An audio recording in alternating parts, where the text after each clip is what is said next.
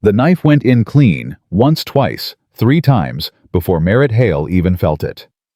The fourth punched through his ribs like a hot iron. The fifth, that one was meant to kill. But the Apache woman was still screaming, still fighting, and Merritt Hale had already buried too many people he loved.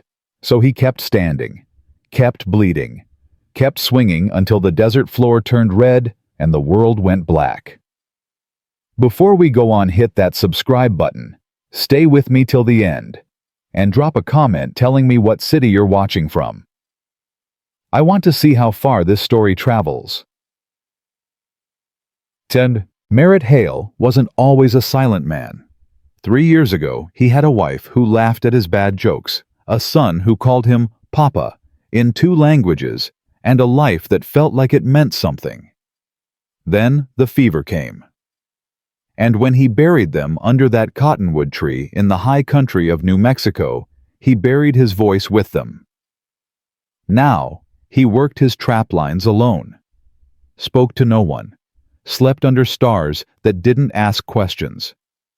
It was a Tuesday when he heard the scream. He was checking snares in a dry wash 2 miles south of the ridge. His horse Rust stamped nervously, ears flat. The scream came again, high, desperate. Then men's voices, rough, laughing. Merritt's jaw locked tight. He'd heard that sound before. 3 years ago in Silver City, outside a saloon, a woman crying for help. He'd stood frozen in the street, drunk and grieving, listening to her scream for 10 full minutes before he finally kicked the door in. By then it was too late. She wouldn't even look at him after. Just sat there on the floor bleeding, hating him for not coming sooner. His wife never forgave him for that. He never forgave himself. Merritt swung into the saddle and kicked Rust forward. The wash opened into a shallow basin. 3 men stood in a loose circle. In the center on her knees was a woman. Apache. Long black hair matted with dust. Deerskin dress torn at the shoulder. Blood on her lip where one of them had hit her. One man held her by the hair. Another was unbuckling his belt. "Please," she said. Her voice didn't shake. "I have nothing." "Don't need nothing," the man with the belt said. "Just need you to hold still." Merritt didn't shout a warning. He pulled his rifle and fired. The bullet took Beltman in the shoulder, spun him sideways. The other 2 turned, grabbing for guns. Merritt worked the lever, fired again. One dropped, clutching his chest. The third got his pistol out, squeezed off 2 wild shots. Merritt's round punched through his throat. 3 seconds, 3 men down. The one with the shoulder wound crawled in the dirt, gasping. "You're dead," he spat. "We're citizens. She's just a dirty—" Merritt shot him between the eyes. The echo faded. Silence rushed in. Merritt lowered the rifle.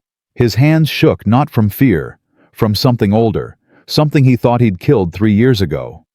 The Apache woman scrambled to her feet, stared at him like he was a ghost. "You hurt bad?" he asked. She didn't answer right away, just studied him with dark eyes that had seen too much. "No," she said finally. Her English was clear, barely accented. "Not badly." "Then we move, now." "Why?" "Because if these men rode with others, they'll come looking." She brushed dust from her dress. Her hands were steady. Whoever she was, fear didn't own her. "You killed 3 men for me," she said. "Why?" Merritt looked at the bodies, at the blood soaking into sand. "Because I didn't last time." Before she could ask what he meant, another voice called from the rocks. "Sana, Sana, are you there?" The woman Sana turned sharply. "We stay hidden." Too late. 2 more women emerged from behind a boulder. Both Apache, both young, both carrying the same hunted look. Merritt's stomach dropped.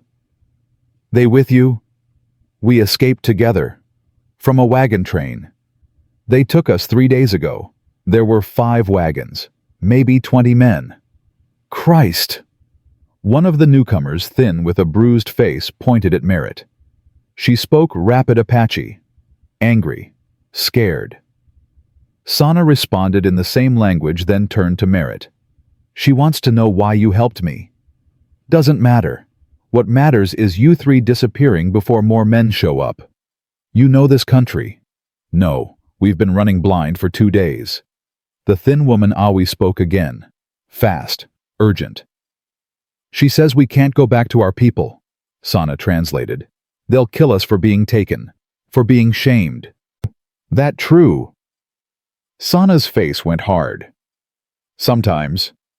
Merritt looked at the three of them, exhausted, filthy, standing in the middle of nowhere with no food, no water, no plan. He thought about his cabin, about the empty rooms he'd built for a family that didn't exist anymore. He thought about walking away. He'd gotten real good at that. But then Sana met his eyes, and he saw the question there, clear as daylight.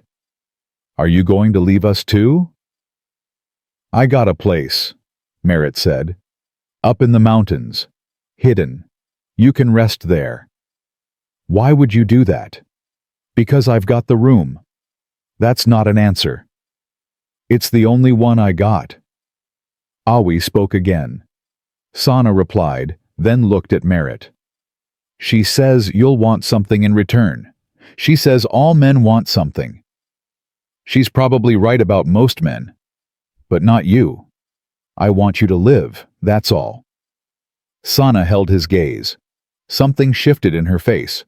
Not trust, not yet, but maybe the beginning of it. We'll come, she said. Good, now we... The knife hit him from behind. Merritt felt the blade punch into his lower back just above the kidney. White-hot pain exploded through his side. He twisted hard, swinging the rifle, but the attacker was already moving. The belt man, the one Merritt thought he'd killed, wasn't dead. Just bleeding. Just full of hate. The knife came again. Stomach, ribs, shoulder. Merritt roared, drove his elbow into the man's face, felt bone crunch. The man didn't go down. He was past pain now, past reason, just pure dying rage. You shot me, he hissed. Blood bubbled on his lips. You killed my brothers. Yeah? Merritt gasped. I did. The knife went in a fourth time, then a fifth. Merritt's knees buckled. The world tilted sideways. Sana screamed. She grabbed a rock from the ground and brought it down on the man's skull with a wet crack. He dropped on top of Merritt, twitching once, then still. Merritt tried to stand. Couldn't. His legs were gone. Blood poured from 5 wounds, soaking his shirt, spreading beneath him in a dark pool that smelled like copper and fear. No, Sana said. She dropped beside him, pressed her hands against the worst wound. No, you don't die. Not after this. Get out of here, Merritt whispered. Blood filled his mouth. They'll come. We're not leaving you. You don't know me. I know you bled for me. Awi and the third woman, silent until now, rushed over. They spoke fast in Apache, deciding something. Sana looked down at Merritt. There's a ruin, 1/2 mile east. We can get you there. I'm too heavy. Then you'll die here. Is that what you want? Merritt tried to answer, but the world was fading. He thought about Mary, about his son Samuel, about the cottonwood and the names carved in stone. Not yet. Not like this. Okay, he breathed. They moved fast. Stripped belts from the dead men made a harness, dragged him across sand. Merritt faded in and out, glimpses of sky rock. Sana's face above him, speaking words he couldn't understand. Every breath was fire. Every heartbeat pushed more blood out. But they didn't stop. They pulled him into the ruin, crumbling adobe half-collapsed roof. Laid him on his side, packed his wounds with cloth torn from their dresses. Sana pressed her hand to his chest, felt his heart racing weak. Stay awake. You hear me, stay awake. Why are you doing this? Because you didn't walk away. The world went black. When Merritt opened his eyes, the sun was gone. Firelight danced on broken walls. He was wrapped in blankets that smelled like sage and smoke. His body screamed with pain, sharp in some places, dull and throbbing in others. Three faces looked down at him. Sana knelt closest. Awi sat by the fire watching him with suspicious eyes. The third woman, small young with a scar through her left eyebrow, stood near the doorway like a sentinel. "You're awake," Sana said. Relief washed over her face. "I wasn't sure." Merritt tried to sit up. Failed. "How long?" 7 hours? Maybe 8. The bleeding stopped, but you need real medicine. Don't have any. Then we make do. Awi spoke sharp Apache. Sana responded without looking away. "She says we should leave you." Sana translated. "Take your horse and go north." Smart woman? I told her no. Why? Because I don't leave people to die alone. Something raw crossed her face. Not anymore. Merritt studied her. There was a story behind those words, but he didn't ask. They all had stories. They all had graves. Your friends don't trust me. They don't trust anyone. Can you blame them? No. Awi stood suddenly, speaking fast, angry. The third woman joined in, quieter, but no less intense. They want to know why you did it, Sana said. Why you killed those men. Why you're helping us. They think it's a trick. They think you'll hurt us when you're strong enough. What do you think? Sana was quiet for a long moment. I think you're a man carrying ghosts, and ghosts don't hurt the living. They just haunt them. Merritt stared at the cracked ceiling. Someone had lived here once, raised children, told stories. Now it was just bones. My wife was Apache, he said quietly. Sana went very still. Was Biu, half. Her mother was from a band near the Mogollon Rim. And now... Fever took her 3 years ago. Took my son too. He was 4. Merritt closed his eyes. I was in Silver City selling pelts when it happened. By the time I got back, they'd been sick for 2 days. The midwife said it was too late. Said all I could do was make them comfortable. Sana's hand rested on his shoulder. Gentle. I'm sorry. My boy didn't recognize me at the end.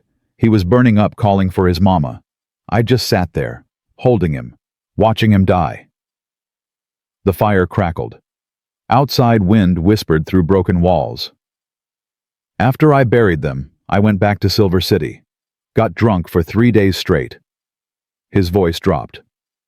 On the 4th day, I heard a woman screaming in the saloon. A white woman. 3 men had her in a back room. I stood outside that door for 10 minutes. Just stood there, listening, doing nothing. Why? Because I was scared, because I was drunk, because I'd just buried my family and I didn't care about anything anymore. He opened his eyes. When I finally kicked the door in, it was too late. I ran them off, but the damage was done. She wouldn't look at me, just sat there bleeding, hating me. That's why you helped me. That's why I didn't walk away. Sana said something to the others in Apache, long and low. When she finished, Awi's expression had shifted, still wary, but softer. The third woman nodded slowly. I told them, Sana said. About your wife, your son. Awi says grief makes men dangerous. Ta says... She gestured to the young woman by the door. Ta says grief makes men unpredictable. But they agree to come, to your cabin, until you heal. Then we decide what's next. Fair enough. But Merritt... Sana leaned close. If you hurt us, if you try anything, we'll kill you in your sleep. Clear? Yes, ma'am. Good. She stood, walked to the fire. The 3 women spoke quietly in their language. Gathering what little they had, canteens, a knife, dried meat from his saddlebag. Merritt watched them move. 3 women who'd survived capture and escape. Who'd dragged a bleeding stranger to safety instead of running. Who'd chosen to trust a white man despite every reason not to. Mary would have liked them, he thought. Pain flared in his side. He gritted his teeth, pressed his hand to the bandages. Soaked through, but holding. Sana returned with the canteen. Drink. He drank. The water tasted like leather, but it was the best thing he'd had in days. "We leave at dawn," she said.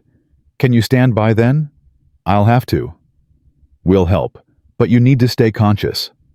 "I've been stabbed before." 5 times. "No, that's a new record." She almost smiled. "Then let's make sure you survive it." Night stretched long. Merritt drifted in and out, waking when the pain spiked or the fever rose. Sana stayed close, changing bandages, giving him water. Awi and Ta took turns on watch. Near midnight, Merritt woke to find Ta sitting beside him. She didn't speak English, but she held out dried meat. He took it, chewed slowly, nodded thanks. She touched her chest. "Ta." "Merritt." She nodded gravely like they'd just signed a treaty. But then she leaned closer and whispered something in broken English. 3 words. "Bad men coming." Merritt's eyes snapped open. "What?" Ta pointed toward the door, held up 3 fingers, then 4, then 5. "How many?" Merritt tried to sit up. The world spun. "Many," Ta said. "Horses, coming slow." Sana appeared beside them. "What's wrong?" "We've got company," Merritt said. "How far?" Ta. The girl held her hands apart, made a walking motion. 2 hours, Sana translated. "Maybe less." Awi was already at the door, scanning the darkness. She spoke rapid Apache. "She sees nothing yet," Sana said. "But Ta's ears are good. If she says they're coming, they're coming." Merritt tried to stand, made it halfway before his legs gave out. Sana caught him. "I can't ride like this," he said. "Then we don't ride. We hide." "Where?" Sana looked at the ruin, at the crumbling walls, at the half-collapsed roof that wouldn't stop a strong wind, let alone bullets. "There," Ta said. She pointed to the back wall, to a gap in the adobe, a crawl space leading into darkness. "What's back there?" Sana asked. Ta made a digging motion. "Old room. Down." "A cellar," Merritt said. "Root cellar, maybe." "Can we all fit?" "Only one way to find out." They moved fast. Sana and Awi half-carried Merritt to the gap. Ta squeezed through first, disappeared into darkness. A moment later, her voice came back muffled. "Room here. Big enough." They pushed Merritt through. He bit back a scream as his wounds scraped the stones, dropped 6 feet into musty darkness, landed hard on packed earth that smelled like rot and time. Ta caught him, held him upright while Sana and Awi climbed down. Above them, the fire still burned. Blankets still lay where they'd left them. It looked like they'd just stepped out for a moment. "They'll search," Awi whispered in English, broken but clear enough. "Yeah," Merritt said. "They will." Sana pressed her hand over his mouth. "Then we stay silent." They waited in the dark. Merritt's breath came shallow, ragged. Every inhale sent fresh pain through his ribs. Sana's hand stayed on his mouth. Not hard, just firm enough to remind him. "Don't make a sound. Don't move. Don't die." Footsteps came first, boots on stone, multiple sets. Voices followed. "Fire's still warm." "They were here." "Where'd they go?" "Can't have gone far. Not with that cowboy bleeding like a stuck pig." More footsteps. Someone kicked the blankets. Another man swore. "Tracks head east, toward the canyon." "Check the back." Merritt's heart hammered. Sana's hand tightened on his mouth. In the darkness, he felt Ta's small hand grip his. Awi's breathing stopped completely. Boots approached the gap, stopped. "Just rubble back here." "You sure?" "Yeah. Place is falling apart." A pause. Long. Terrible. Then, "They're on foot. Can't be more than an hour ahead. Let's move." The boots retreated. Voices faded. Hoofbeats drummed away into the night. They waited another hour before anyone moved. When they finally climbed out, dawn was breaking. Gray light filtered through the ruined walls. The fire had burned to ash. Merritt sagged against the wall. That was close. Too close, Sana said. They'll be back when they don't find us. How long do we have?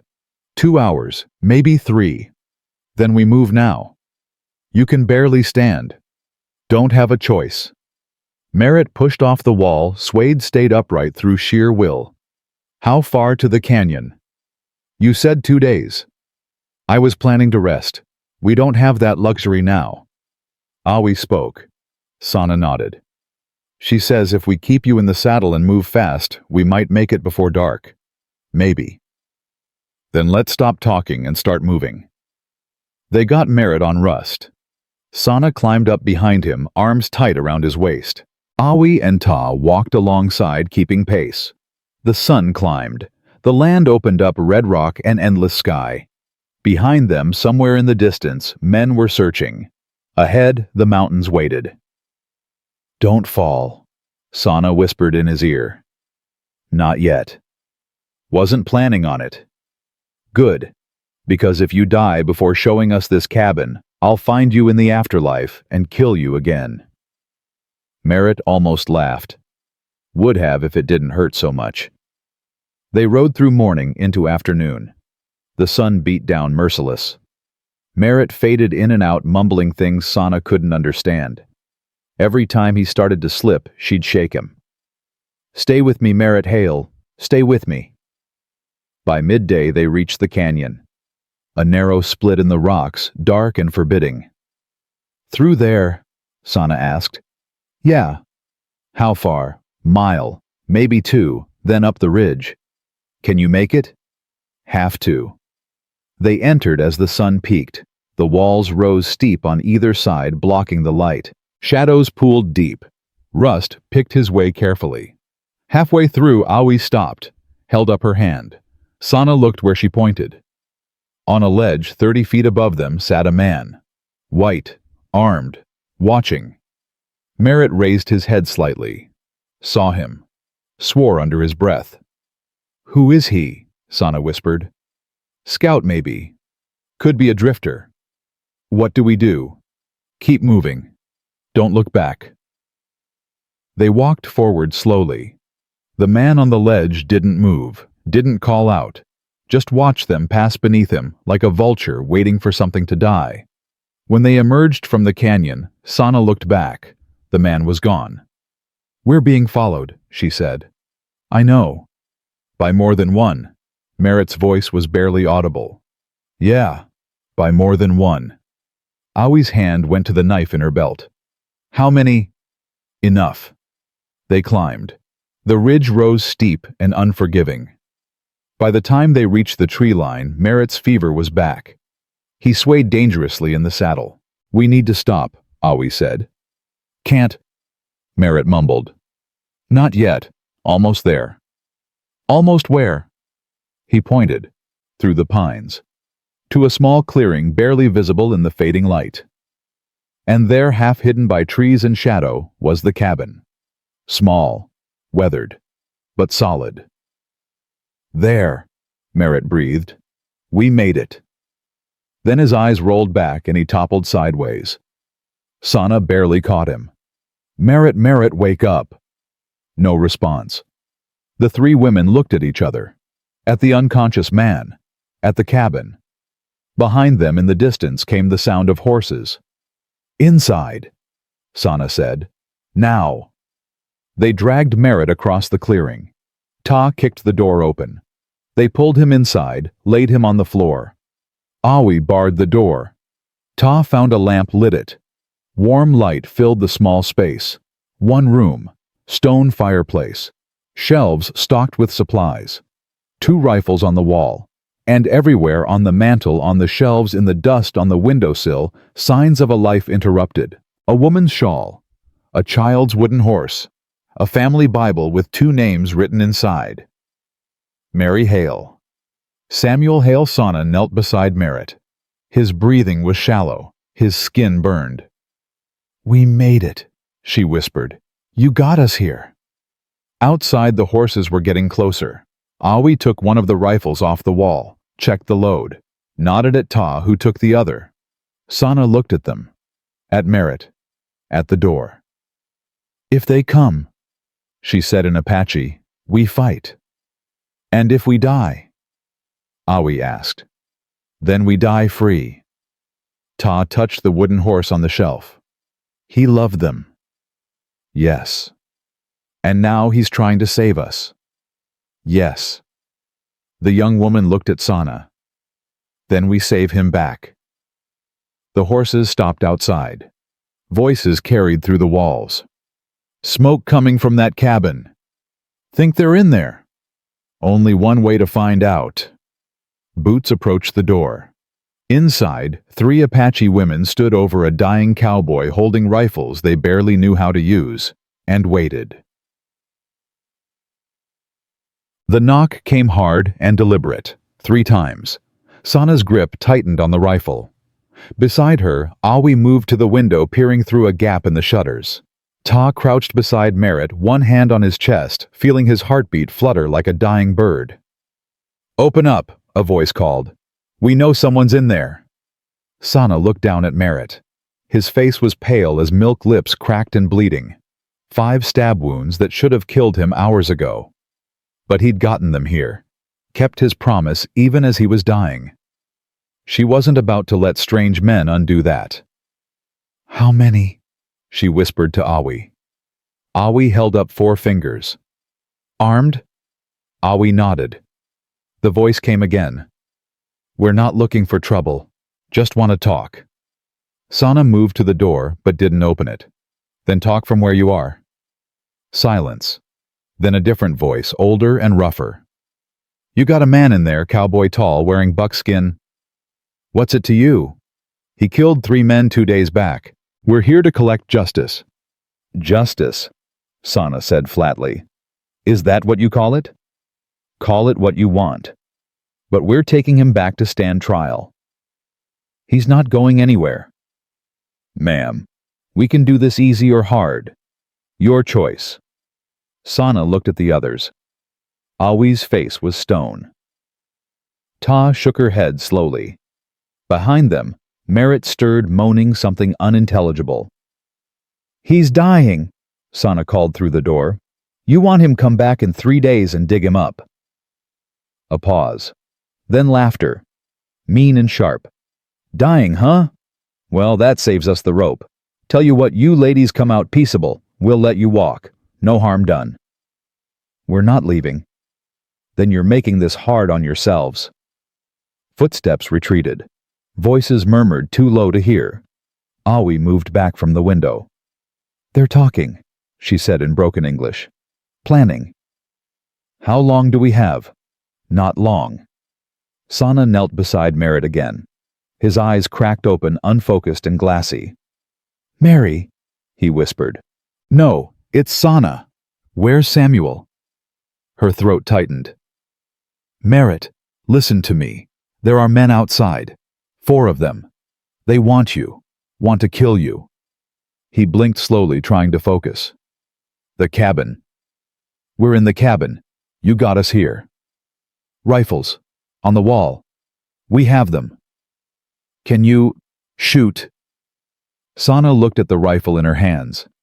She'd fired a gun exactly twice in her life, both times at rabbits.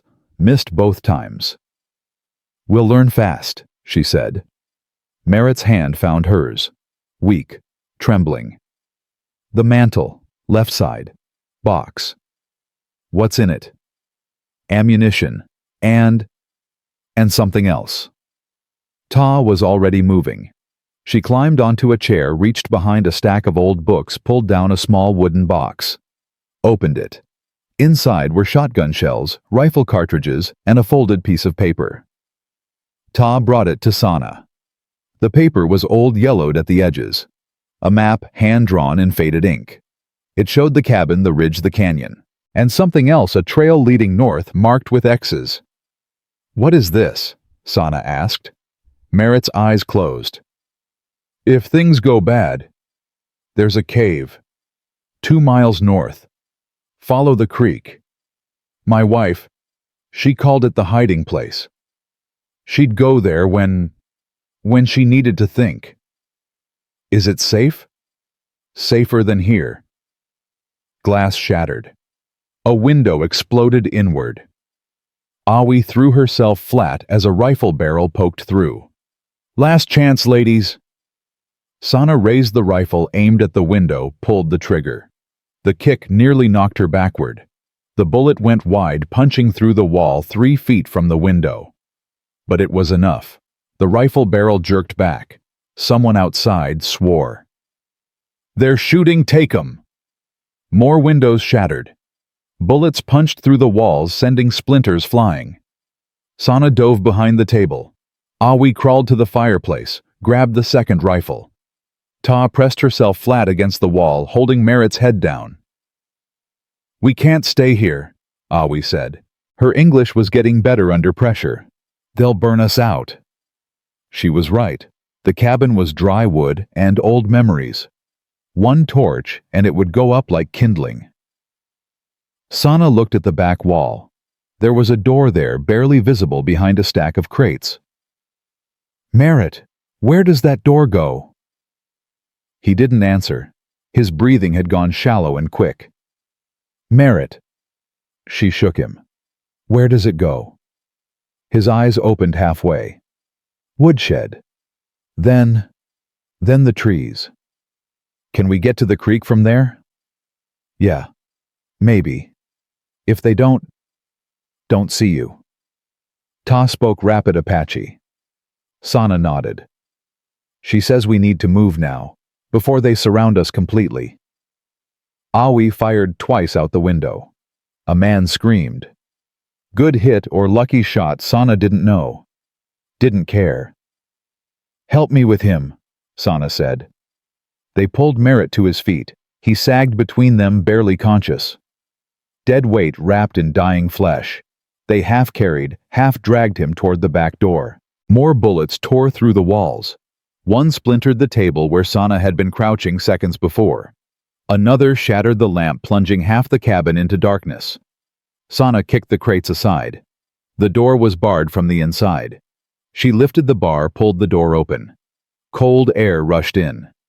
Beyond the doorway lay the woodshed, just a lean-to really open on 3 sides. And beyond that blessed darkness and trees. Go, Sana said to Ta. You first. We'll follow with him. Ta slipped through the door, disappeared into shadow. Came back seconds later and gestured frantically. Clear. No men. Hurry. They pushed Merritt through. Awi came last, still holding the rifle. Behind them, something heavy hit the front door. Once, twice, wood cracked. They're breaking in, Awi said. Then we run. They stumbled into the trees. Merritt's feet dragged in the dirt, leaving a trail a blind man could follow. But there was no time to cover it. No time for anything but forward motion and prayer. Ta led the way, moving through the darkness like she was born to it. Sana and Awi struggled behind with Merritt between them. His head lolled. His breath came in wet gasps. Behind them, men's voices filled the cabin. Angry, frustrated. They're gone. Can't be far. Not with him bleeding like that. Find them. Footsteps pounded. Branches snapped. They were coming.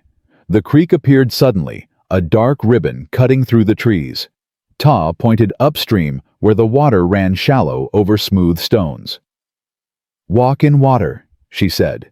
Hide trail. Smart girl. Sana had underestimated her. They waded in. The water was ice cold, reaching their knees. Merritt moaned as it soaked his wounds. Sana clamped her hand over his mouth. Quiet. Please be quiet.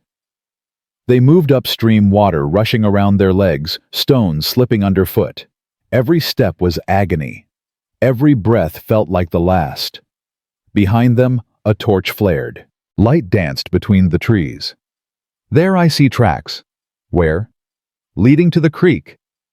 Split up, half upstream, half down. Sana's heart hammered.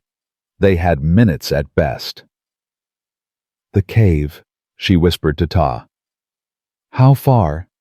Ta held up 2 fingers, made a walking motion. 2 miles. They'd never make it. Not carrying Merritt. Not with men on their heels. But they didn't have a choice. They pushed on. The creek bent north, then east, then north again. The trees grew thicker. The water ran faster. Merritt's weight grew heavier with each step.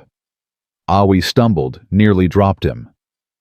Sana caught his other arm, pulled him upright. I can't, Awi gasped. Too heavy. You can. We all can. He's dying anyway. We should leave him.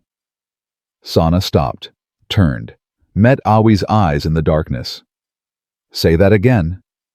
Awi's jaw set. I said we should leave him. Save ourselves. Like your people left you. The words hit like a slap. Awi flinched, looked away. That was different. Was it? They left you because you'd been taken. Because you were shamed. Because saving you was harder than letting you die. Sana's voice dropped. We're not them. We don't leave people behind. He's not our people. He's bleeding for us. That makes him ours. Ta touched Awi's arm, spoke soft Apache. Awi listened, then nodded slowly. She says the cowboy has a good spirit. Sana translated for herself, though she already knew. She says if we leave him, his ghost will follow us forever. I don't believe in ghosts, Awi said. You will if we leave him here. They moved on. The creek narrowed. The banks grew steep. Merritt's breathing turned ragged, each inhale a painful wheeze. Then Ta stopped. Pointed. Ahead, barely visible in the starlight, was a dark opening in the rock face, low and narrow, hidden behind a tangle of roots and brush. The cave. They dragged Merritt inside.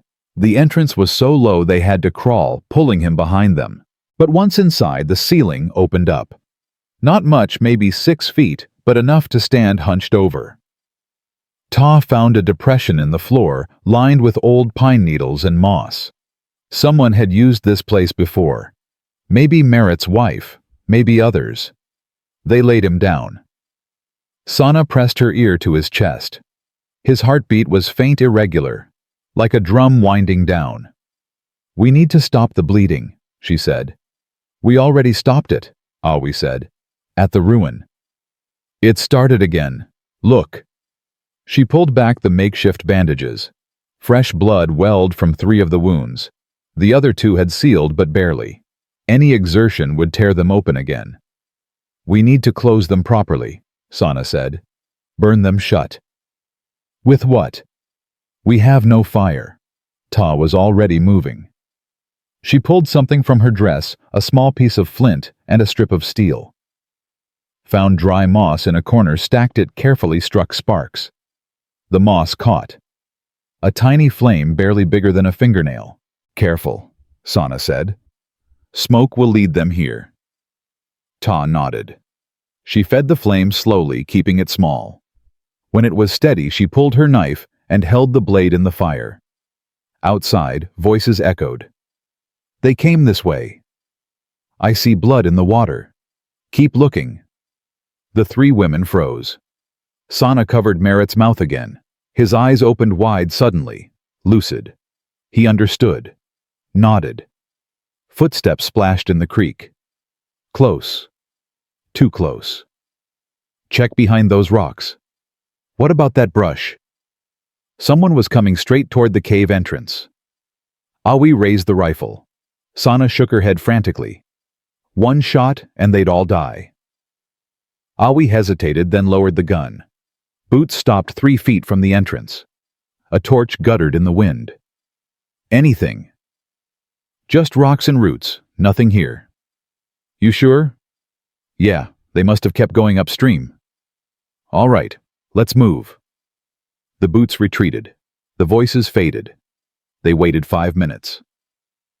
10. When Sana was sure the men were gone, she finally let herself breathe. Ta pulled the knife from the fire. The blade glowed dull red. Hold him, she said. Sana and Awi pinned Merritt's arms. Ta pressed the hot blade against the worst wound. The smell of burning flesh filled the cave. Merritt's body went rigid. His teeth clenched so hard Sana thought they'd crack. But he didn't scream, didn't make a sound. When it was done, 3 wounds were sealed. Crude, painful, but sealed. Merritt lay panting, tears streaming down his face. "I'm sorry," Sana whispered. "I'm so sorry." "Don't be." His voice was barely audible. "You just saved my life. Again. We're even then." "No. Not even close." He closed his eyes. This time when he drifted off, it wasn't unconsciousness, just exhausted sleep. Sana sat back against the cave wall. Her hands were shaking. Her clothes were soaked with creek water and blood. She'd never been so tired in her life. Awi settled beside her. "I'm sorry for what I said." "You were scared." "I was weak." "No, you were honest. There's a difference." "Is there?" Sana looked at her. Really looked at her. Awi couldn't be more than 22, maybe 23. Pretty once before the bruises and the fear. She'd probably had a family, a home, a life that made sense. "What happened to you?" Sana asked. "Before the wagon train?" Awi was quiet for a long time. Then, "I was married. My husband was a good man. A hunter. We had a son, 3 years old. Soldiers came to our village, said we had to move to the reservation. My husband refused, said the land was ours given by the ancestors. They shot him in front of me, in front of our son." Sana's throat tightened. "And your son?" "Died on the march, fever, just like the cowboy's boy." Awi's voice cracked. "I held him the same way, watched him burn up, couldn't do anything but watch. I'm sorry. After that, I didn't care what happened to me. When the wagon train men took me, I didn't fight, didn't run, just let it happen." She looked at Sana. "Until I met you, until you fought back. And I remembered I used to be someone who fought too." Ta shifted closer. She didn't speak English well, but she understood enough. She took Awi's hand in the darkness, then reached for Sana's. The 3 of them sat like that, connected. 3 women who'd lost everything. Who'd been taken and broken and left for dead. Who'd somehow found each other in the worst moment of their lives. And who'd found a half-dead cowboy worth saving. "What do we do now?" Awi asked. "We wait," Sana said. "We heal. And when he's strong enough, we decide where to go next. Back to our people." "Would they take us?" Awi shook her head. "No, not after this." "Then we make a new people, the 4 of us." "Can we do that?" "I don't know, but we can try." Outside, the night deepened. The creek rushed on, washing away blood and tracks and evidence. The men searched for another hour, then gave up. Their voices faded into distance, replaced by wind and water and the small sounds of living things in darkness. Inside the cave, Merritt slept. His breathing was still shallow, but stronger. The fever had broken. Not gone, but broken. Ta fed the tiny fire, kept it alive, kept the darkness back. Sana leaned her head against the stone wall and closed her eyes. Tomorrow, they'd have to move again. Tomorrow, they'd have to figure out food and water and whether Merritt could even walk. Tomorrow, they'd have to face whatever came next. But tonight, they were alive. All 4 of them. And that was enough. She must have slept because when she opened her eyes, gray dawn was seeping into the cave entrance. The fire had died to embers. Ta was curled in the corner, breathing soft and even. Awi sat at the entrance rifle across her lap, keeping watch. Merritt was awake. He lay on his side, eyes open, staring at nothing. But his eyes were clear now, focused. "Morning," Sana said. "Morning. How do you feel?" Like I got stabbed 5 times. That's because you did. Yeah. He shifted slightly, testing his body. Winced. Where are we? The cave. Your wife's hiding place. We got here last night. All of us. All of us. He was quiet for a moment. Thank you. You already thanked us. Doesn't seem like enough. It is. Awi turned from the entrance. Someone's coming. Sana was on her feet instantly. The men? No. One person. Moving slow.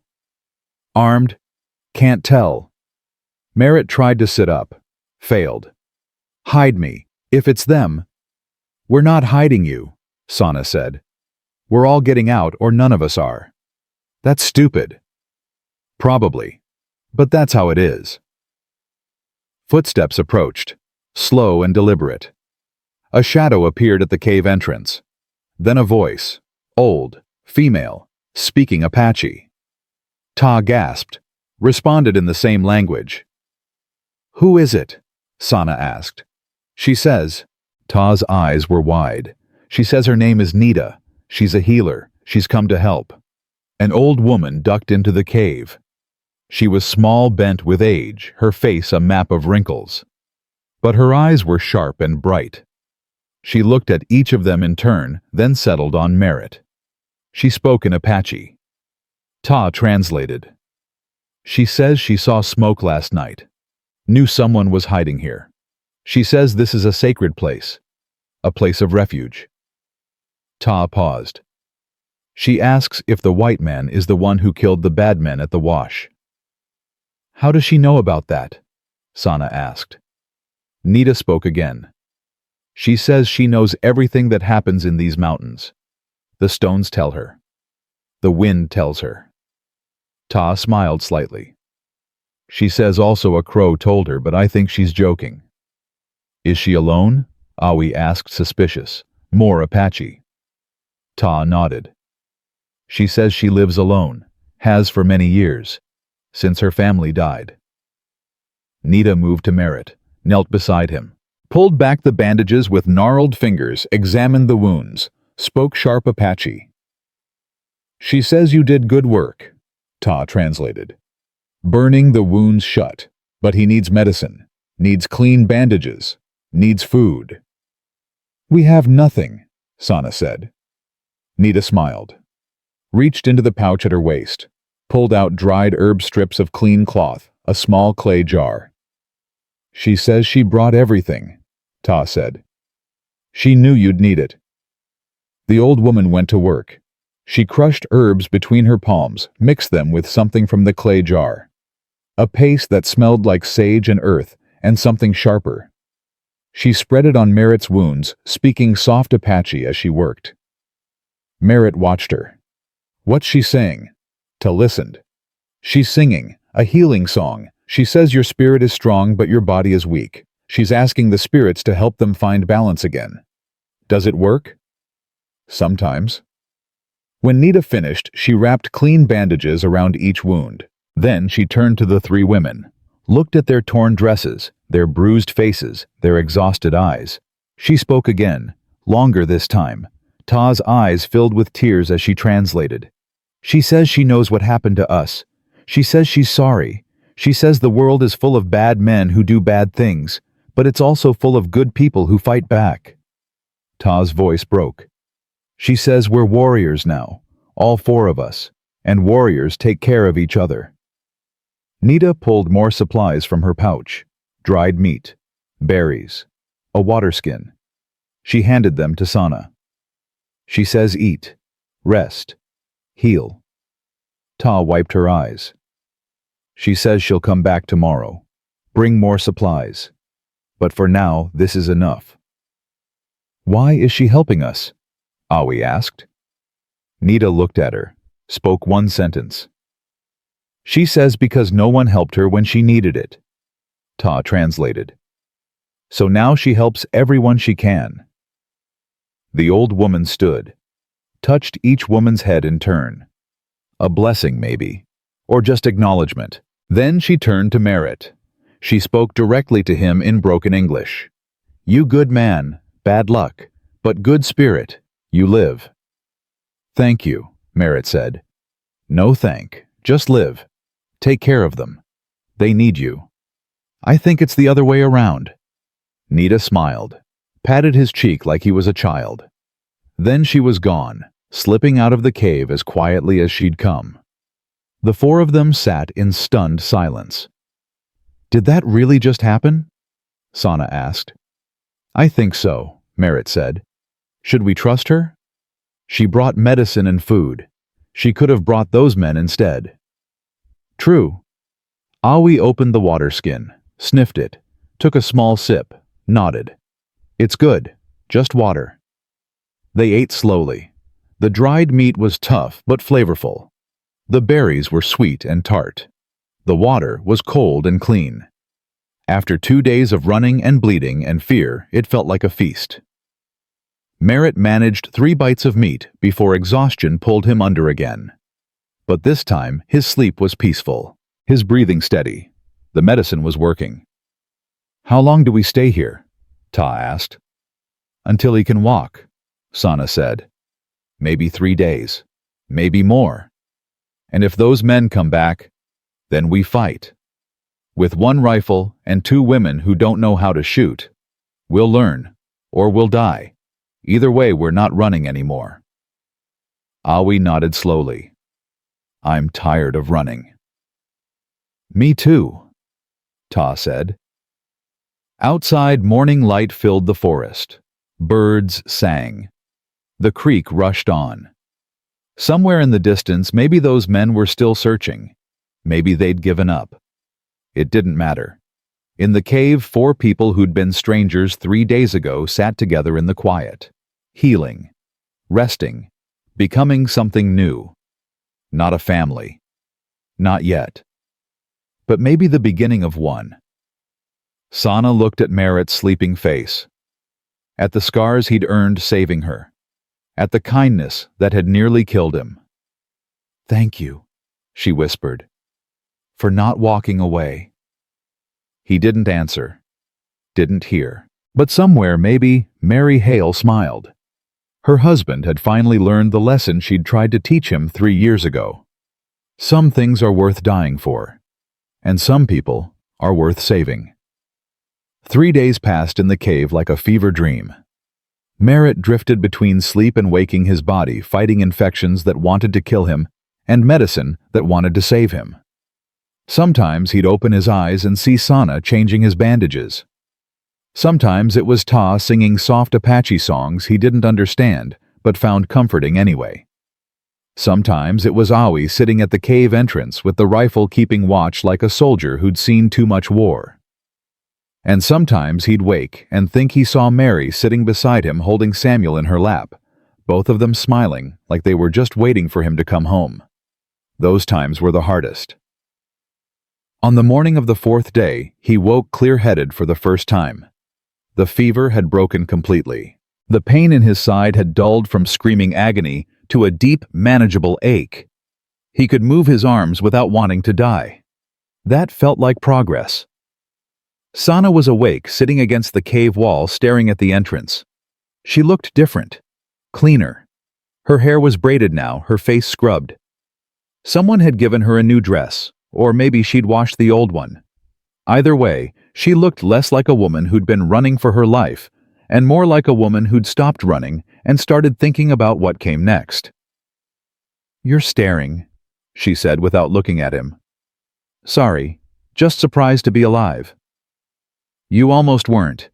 That second night, your fever spiked so high, I thought your brain was cooking." She turned to face him.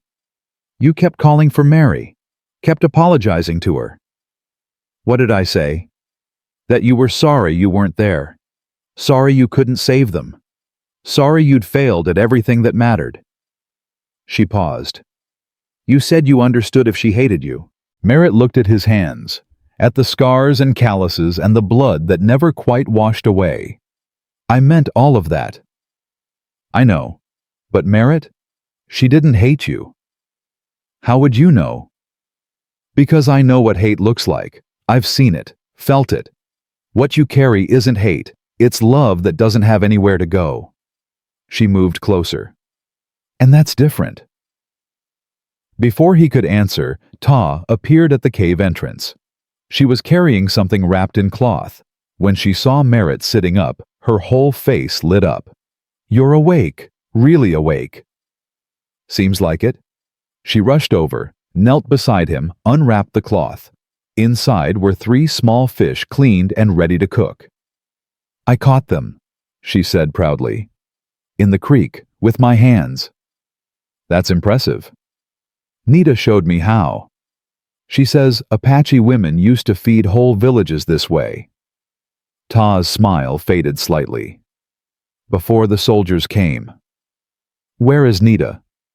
She comes every morning, brings food, medicine, news. Ta glanced at Sana. Today she brought bad news. What kind of bad news? Sana stood. The men who chased us. They didn't give up. They went back to the nearest town, a place called Copper Ridge, about 15 miles south. They're telling everyone a wild cowboy murdered 3 innocent citizens and kidnapped 3 Apache women. That's not what happened. Doesn't matter. That's the story people believe. And now there's a bounty. $50 for information leading to your capture. $100 if they bring you in alive. And if I'm dead, $75. Merritt laughed. It hurt his ribs, but he couldn't help it. I'm worth more alive than dead. That's something, I guess. This isn't funny. I know. But if I don't laugh, I'll probably cry, and I don't think my body can handle that right now. Awi entered the cave, shaking water from her hair. She'd been bathing in the creek. She looked at Merritt, then at Sana. You told him? Yes. What did he say? He laughed. Awi studied Merritt for a moment. Then she smiled. Just barely, but it was there. Maybe you're not so bad, cowboy. High praise coming from you. Don't let it go to your head. She sat down, started wringing water from her dress. Nita says there's a posse forming. 10 men, maybe 12. They're planning to search the whole mountain range. They've got dogs. Dogs, Merritt repeated. That's a problem. Can't we just stay here? Ta asked. Keep hiding until they give up. Dogs don't give up, Merritt said. And if they find this cave, we're trapped. No back way out. They'd just smoke us out or wait us out. So what do we do? Merritt tried to sit up straighter. Pain shot through his side, but he pushed through it. We leave. Today. Before they get up here. You can barely stand, Sana said. Then I'll learn fast. You'll tear your wounds open. Better than getting caught. Where would we even go? That was the question. Wasn't it Merritt thought about the map in his head? About the territory he knew and the territory he didn't. About places a man could disappear and places where questions weren't asked. North, he said finally. Into Colorado. There's mining camps up there. Towns full of drifters and outlaws, and people who don't care about bounties posted in New Mexico. How far? 4 days on foot, maybe 5 with me slowing you down. Can you make it? Don't have much choice. Sana and Awi exchanged looks. Some kind of silent conversation passed between them. Finally, Sana nodded. All right, we go north, but we do it smart. We travel at night, stay off trails, hunt for food instead of buying it. She looked at each of them. And if anyone asks, we're not together. We're just 4 people who happen to be going the same direction. They'll never believe that, Awi said. They don't have to believe it. They just have to doubt it enough to leave us alone. Ta started packing their meager supplies. The water skin, the dried meat Nita had brought, the medicine, the rifle. Everything fit into 2 small bundles that could be carried easily. What about Nita? Ta asked. Should we say goodbye? She'll know, Sana said. Old women like that always know. As if summoned by her name, Nita appeared at the cave entrance. She looked at the packed supplies at Merritt, sitting up at the determination on all their faces. She nodded slowly like she'd expected this. She spoke in Apache. Ta translated. She says you're leaving. She says that's smart. The dogs will be here by tomorrow. Ta paused. She says she's sorry she couldn't do more. She did everything, Merritt said. Tell her thank you. Tell her she saved my life. Ta translated. Nita smiled, walked over to Merritt, touched his forehead, spoke one sentence. She says your spirit is stronger now. Strong enough to carry the burden you've been given. What burden? Nita gestured to the three women, spoke again. She says them. They're your burden now, your responsibility, your family. Ta's voice softened. She says you lost one family, but maybe this is the one you were supposed to find.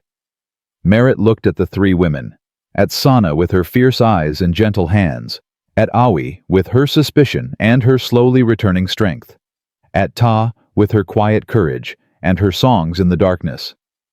I don't know how to be a family anymore, he said. Nita patted his cheek, spoke in broken English again. You learn, same as everything else. One day, one step. She smiled. Or you die trying. Either way, better than being alone. She pulled something from her pouch. A small leather bag tied with sinew.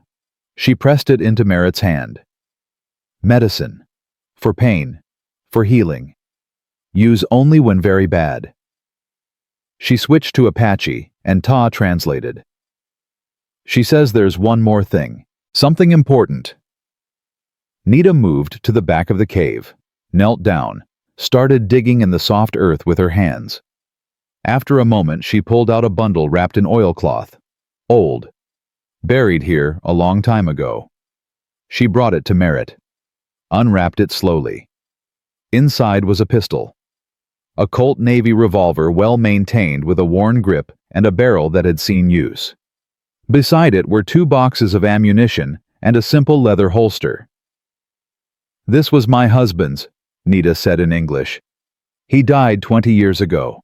Soldiers killed him. Same soldiers who killed so many. She pressed the gun into Merritt's hands.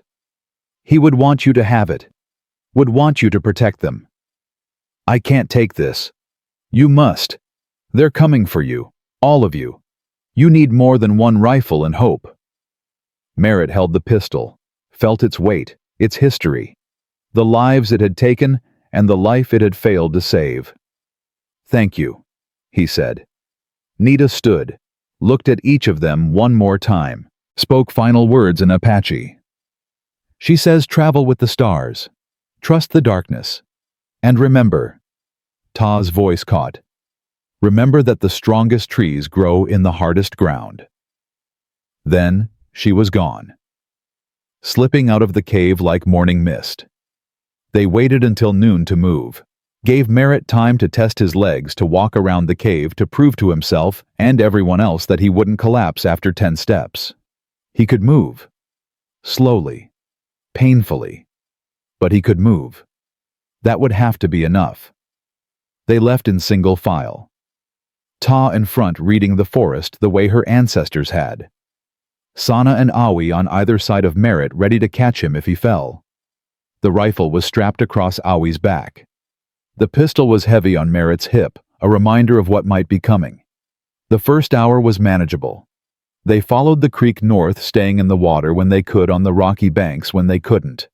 The cold water numbed Merritt's feet, but it also woke him up, kept him sharp. The second hour was harder. His wounds started to pull, threatening to tear open. Sweat soaked through his shirt despite the cool air. But he kept moving, kept putting one foot in front of the other. We need to rest, Sana said. Not yet. Merritt. I said not yet. We're not far enough. If those dogs pick up our trail, if you collapse, we're all dead anyway. She had a point. He nodded. They stopped in a dense thicket of pine where they couldn't be seen from any direction. Merritt sat down hard, breathing like he'd run a mile. Ta handed him the water skin. He drank deep. How much further today? Awi asked. Another few miles. There's a ridge up ahead. If we can get to the other side by dark, we'll be harder to track. And if we can't, then we keep moving in the dark." They rested for 20 minutes. Merritt changed his bandages with Sana's help. 2 of the wounds were seeping blood, but not badly. The others were holding. The medicine Nita had given him helped with the pain, not much, but enough. They moved on as the sun started to drop. The forest grew darker, thicker. The trees pressed close like they were trying to hide the fugitives from searching eyes. They were halfway to the ridge when Ta stopped suddenly, held up her hand, listened. Everyone froze. At first Merritt heard nothing. Just wind in the pines, just the creek, just his own heartbeat. Then he heard it, faint but unmistakable. Dogs barking, still distant. Maybe a mile back, but coming closer. "They found our trail," Awi whispered. "How we stayed in the water." "Doesn't matter. They found it." Merritt's mind raced. They couldn't outrun dogs. Not in his condition, not in the dark. They needed to buy time, needed to confuse the trail. "Split up," he said. "What?" "Split up. You 3 go west. I'll go east. The dogs will follow me. By the time they realize what happened, you'll be long gone." "That's suicide," Sana said. "It's the only way." "No, we stay together." "Sana." I said no. Her voice was steel. "We didn't drag you out of that basin to leave you for the dogs now." "She's right," Awi said. "We're in this together." Ta nodded. "Together." The barking grew louder, closer. Merritt looked at the 3 of them, at their determined faces, at the loyalty he didn't deserve, but had somehow earned anyway. "All right," he said. "Then we run, and we pray." They ran. Not fast. Merritt couldn't manage fast. But steady. Pushing through the pain. Through the exhaustion. Through the part of his brain that screamed at him to stop. The ridge loomed ahead. Steep and rocky. Merritt's legs burned. His lungs screamed. The wounds in his side felt like they were tearing open with every step. But he didn't stop. Behind them, the barking grew louder. The dogs had the scent now, were closing fast. They hit the ridge and started climbing. Hands and feet. Grabbing roots. Pulling themselves up. Merritt's hands were bleeding by the time they reached the top, but he barely noticed. They crested the ridge just as darkness fell completely. Below them on the other side, the land dropped away into a deep valley. Trees everywhere. No trails, no clearings, just wilderness. "Down!" Merritt gasped. "Into the valley! They can't follow on horses. They'll have to come on foot." They started down, sliding more than climbing. Merritt lost his footing twice. Would have fallen if Sana hadn't caught him. Her strength surprised him. She was small, but she had steel in her spine. They reached the valley floor as the moon rose. Silver light filtered through the trees just enough to see by. They pushed deeper into the forest, away from the ridge, away from the dogs. The barking faded. Not gone, but distant again. They'd bought time, maybe an hour, maybe more. "We need to hide," Awi said. "Find somewhere they can't follow." "Like what?" "I don't know. A river, something to break the scent." "There's no river here." Ta spoke. "What about up?" Everyone looked at her. "Up," Sana repeated. Ta pointed to the trees around them. Huge pines with branches starting 15 feet off the ground. "Dogs can't climb," she said. "Men can, but not in the dark, not easily." It was crazy. It was desperate. It might actually work. "Can you climb?" Sana asked Merritt. "Can I? No. Will I? Yes." They chose the biggest tree they could find. Awi went first, then Ta. They pulled Sana up, then all 3 of them reached down for Merritt. He jumped. Missed the first branch. Tried again. On the 3rd try his hands closed around wood. The others grabbed his arms, pulled him up. Every wound in his body screamed. He tasted blood in his mouth, but he made it. They climbed higher, 20 feet, 30, found a spot where 3 large branches met, creating a natural platform. They settled there, pressed against the trunk, breathing hard. Below them, the forest floor disappeared into shadow. They waited. The dogs arrived an hour later. 3 of them from the sound of it, baying and circling. Men's voices followed. Trail ends here. Can't just end. They gotta be close. Dogs are confused, scents all over the place. Check the brush, check everything. Torches flared below. Light danced between the trees. Merritt could see them now. 4 men, maybe 5, moving through the forest with guns drawn. One of them stopped directly below their tree. Looked around. Looked up. Merritt stopped breathing. Beside him, Sana's hand found his, squeezed tight. The man stared up into the darkness for what felt like forever, then shook his head. Nothing here. They must have doubled back. Or they're hiding. Where there's nowhere to hide. I don't like this. They could be anywhere. We'll camp here, wait for dawn. Can't track in the dark anyway. What about the bounty? It'll still be there in the morning. Come on. The men moved away, set up camp 50 yards from the tree, built a fire, posted a guard. In the branches above, 4 people barely dared to breathe. We're trapped, Awi whispered. For now, Merritt said. What do? We wait. They'll sleep eventually. When they do, we move. And if they don't sleep, then we wait longer. I'm scared, Ta said quietly. Sana put her arm around the girl. Me too. But we've been scared before, and we're still here. They waited. Hours crawled by. The fire below died to embers. The guard changed twice.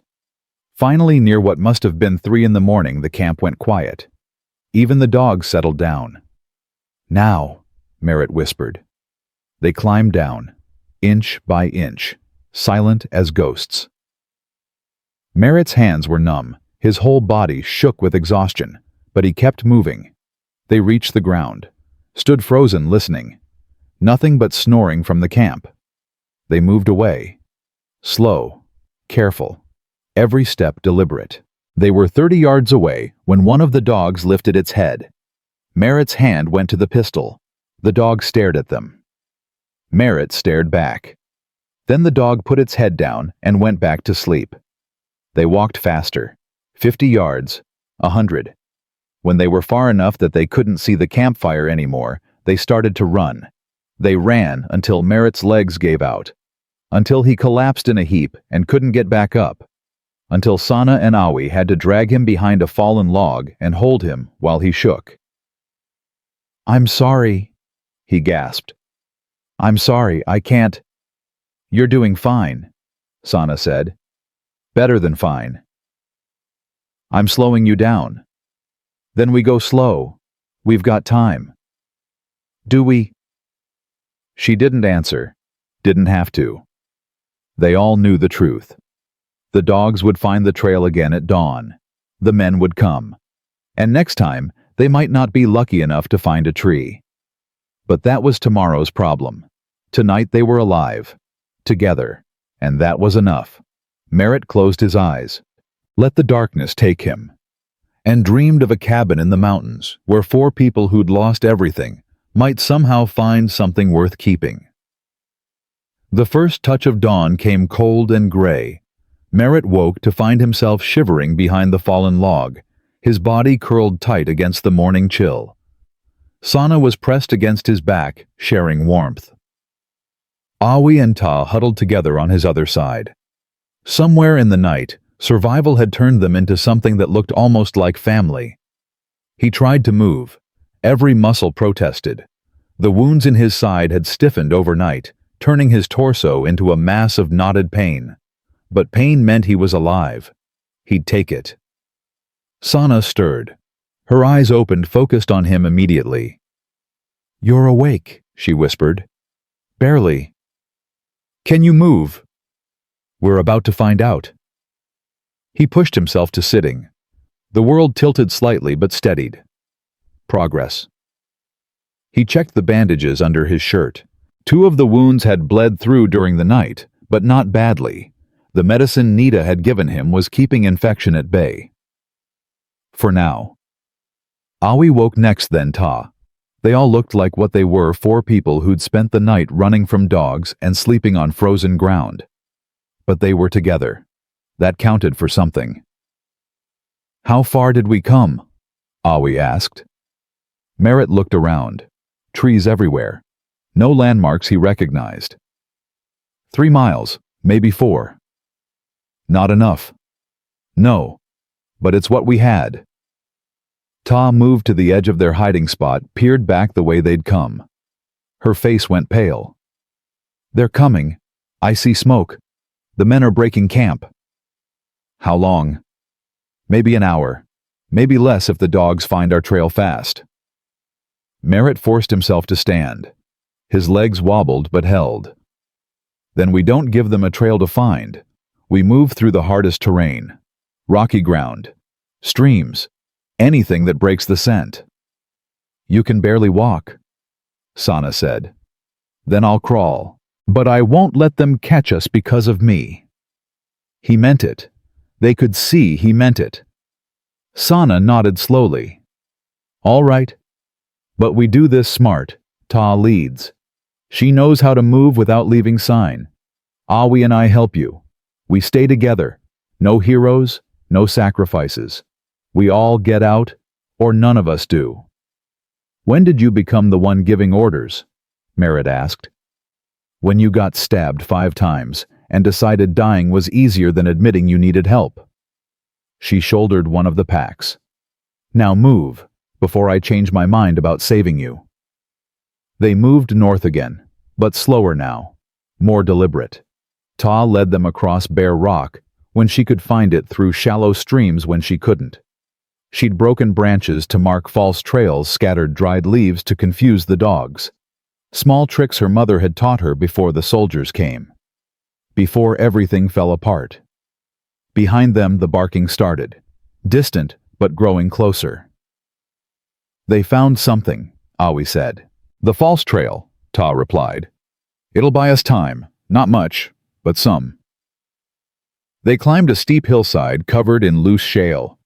Merritt's boots slipped with every step. Twice he went down hard on his knees. Twice Sana and Awi pulled him back up. The wounds in his side screamed. Fresh blood soaked through his shirt. But he kept climbing. At the top of the hill they paused. Behind them, the valley stretched out in morning light.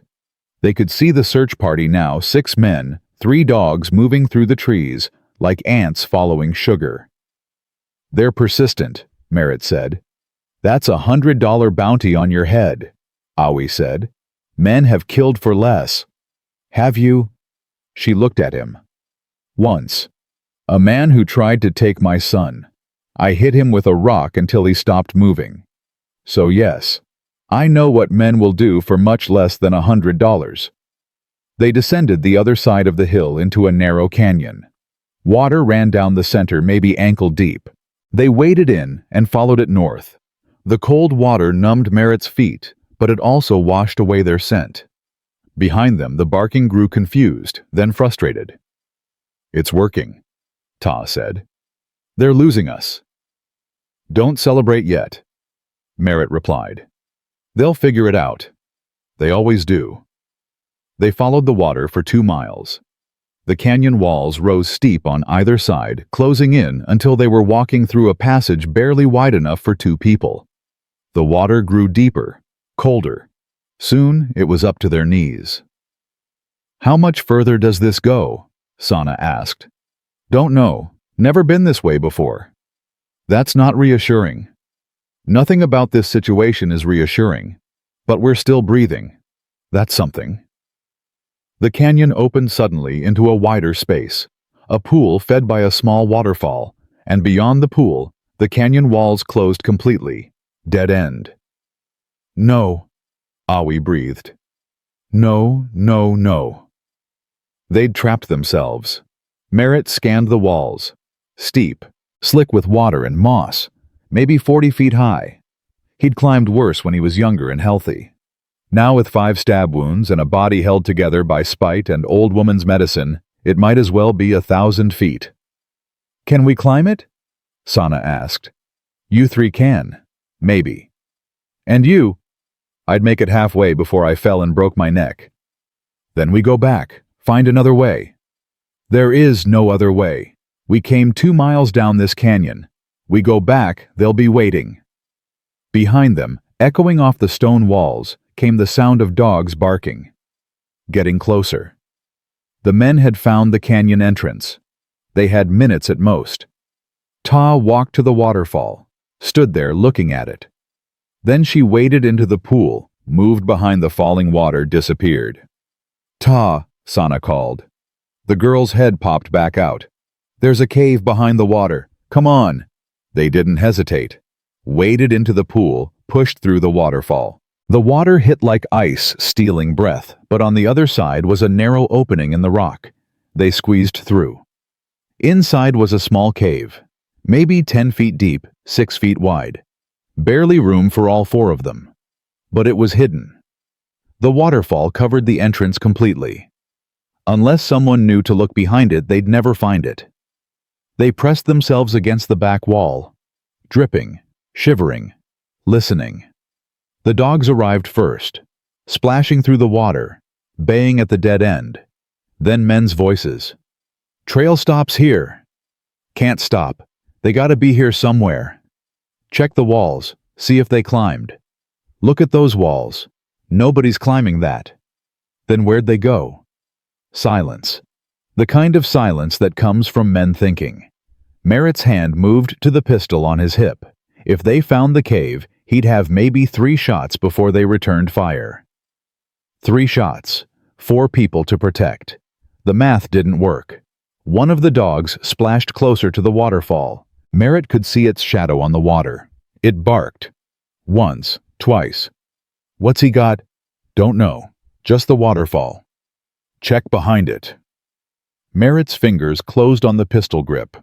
Beside him, Awi raised the rifle. They looked at each other. She nodded. They both knew what was coming. Footsteps approached the waterfall. A man's shape appeared on the other side of the falling water, reaching through. His hand touched the rock wall just inches from the cave entrance.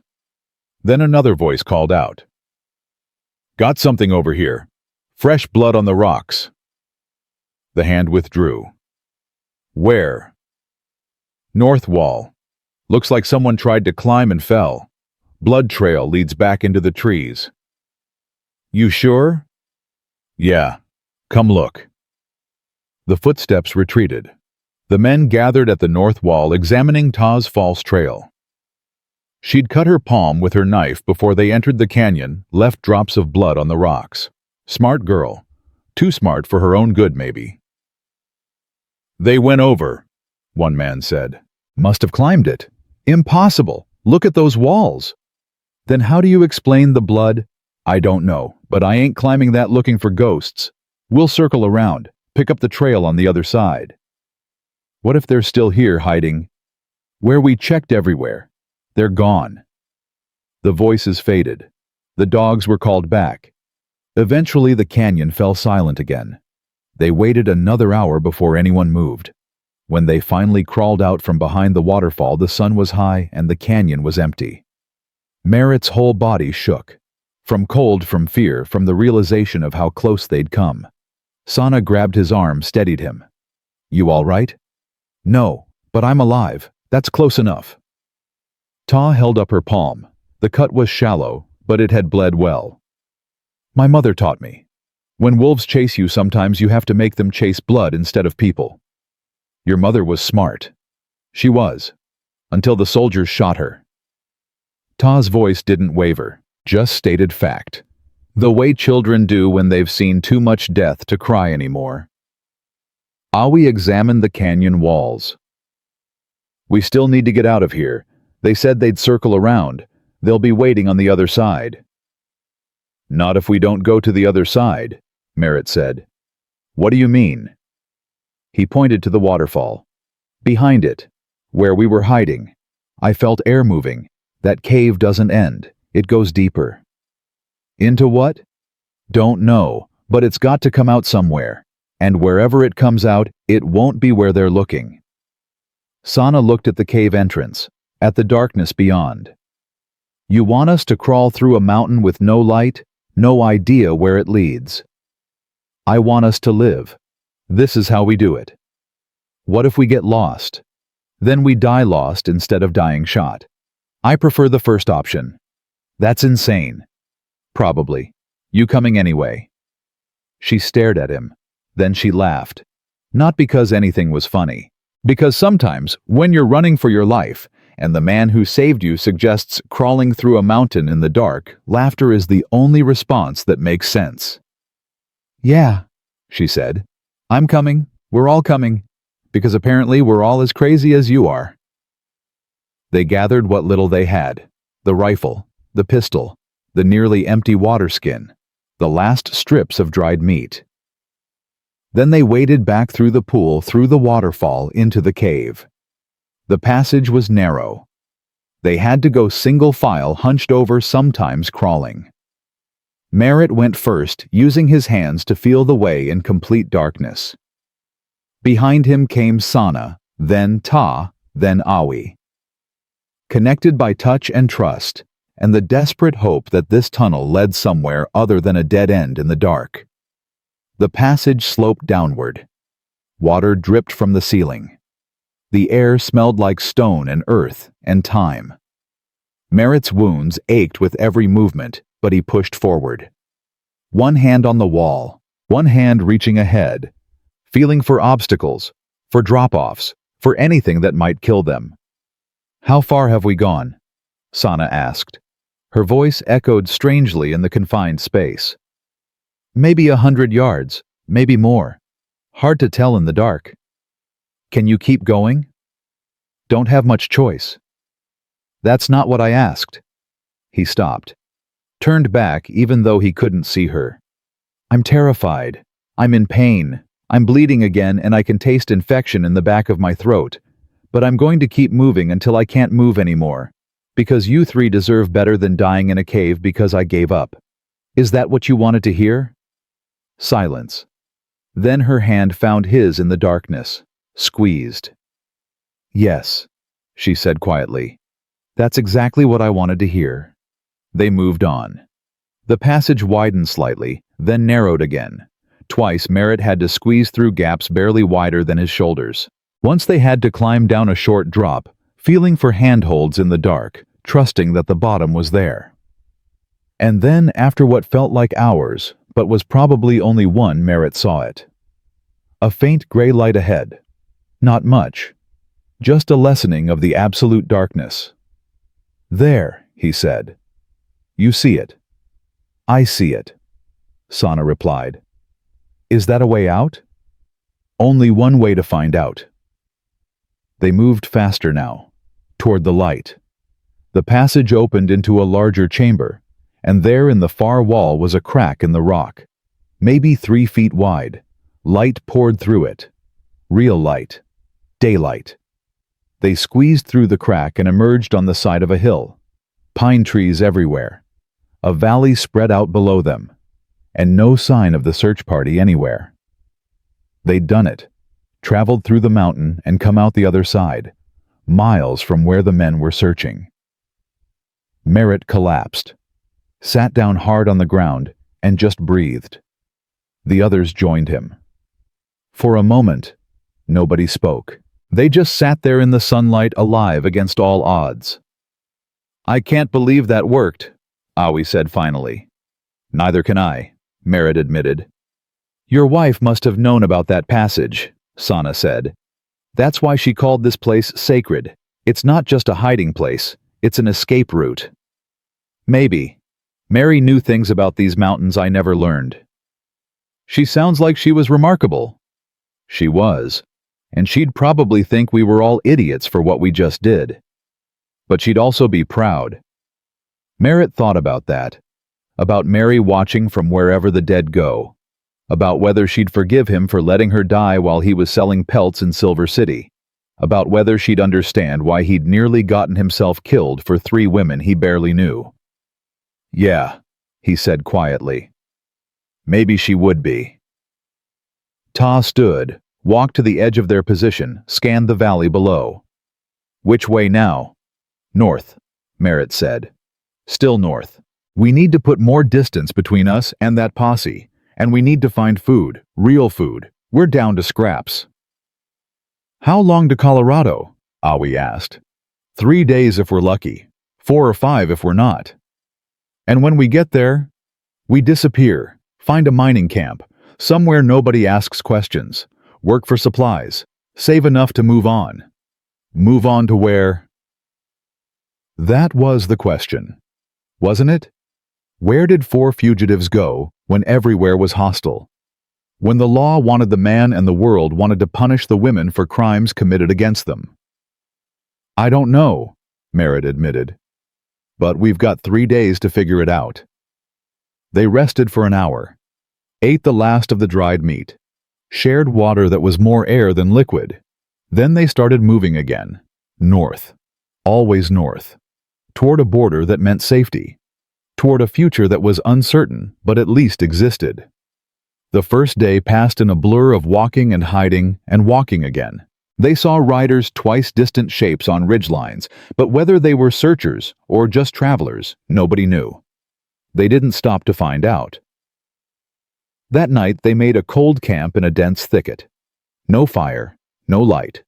Just darkness and whispered conversation, and the slow realization that they'd survived another day. "Can I ask you something?" Ta said to Merritt. "Sure." "Why did you really help us? You said it was because you didn't help someone before. But there's more to it than that. I can tell." Merritt was quiet for a long time. The others waited. Finally he spoke. "When Mary died, I thought I died too. The part of me that cared about anything. I spent 3 years just existing, moving through days without feeling them.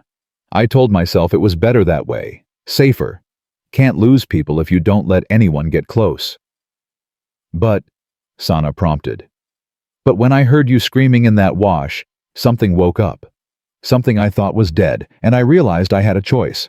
I could walk away like I did in Silver City and spend the rest of my life hating myself. Or I could do something, maybe die doing it, but at least die as the person I used to be instead of the person I'd become." "The person who gave up," Awi said softly. "Yeah, the person who gave up." Ta reached out in the darkness, found his hand. "You didn't give up. You saved us. All of us. You saved me right back. So I guess we're even." "No," Sana said. "We're not even.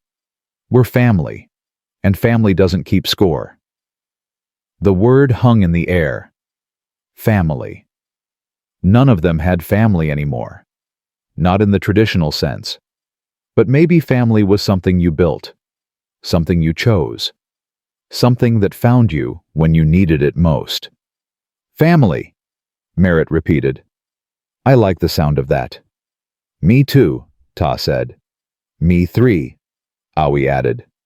Sana didn't say anything, just squeezed Merritt's other hand. That was answer enough. They slept in shifts. 2 awake, 2 sleeping. When Merritt's turn came to sleep, he dreamed of Mary and Samuel. But this time, they weren't crying.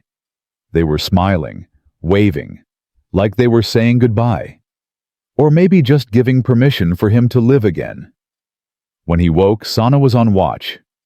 She looked over at him. "You were smiling in your sleep," she said.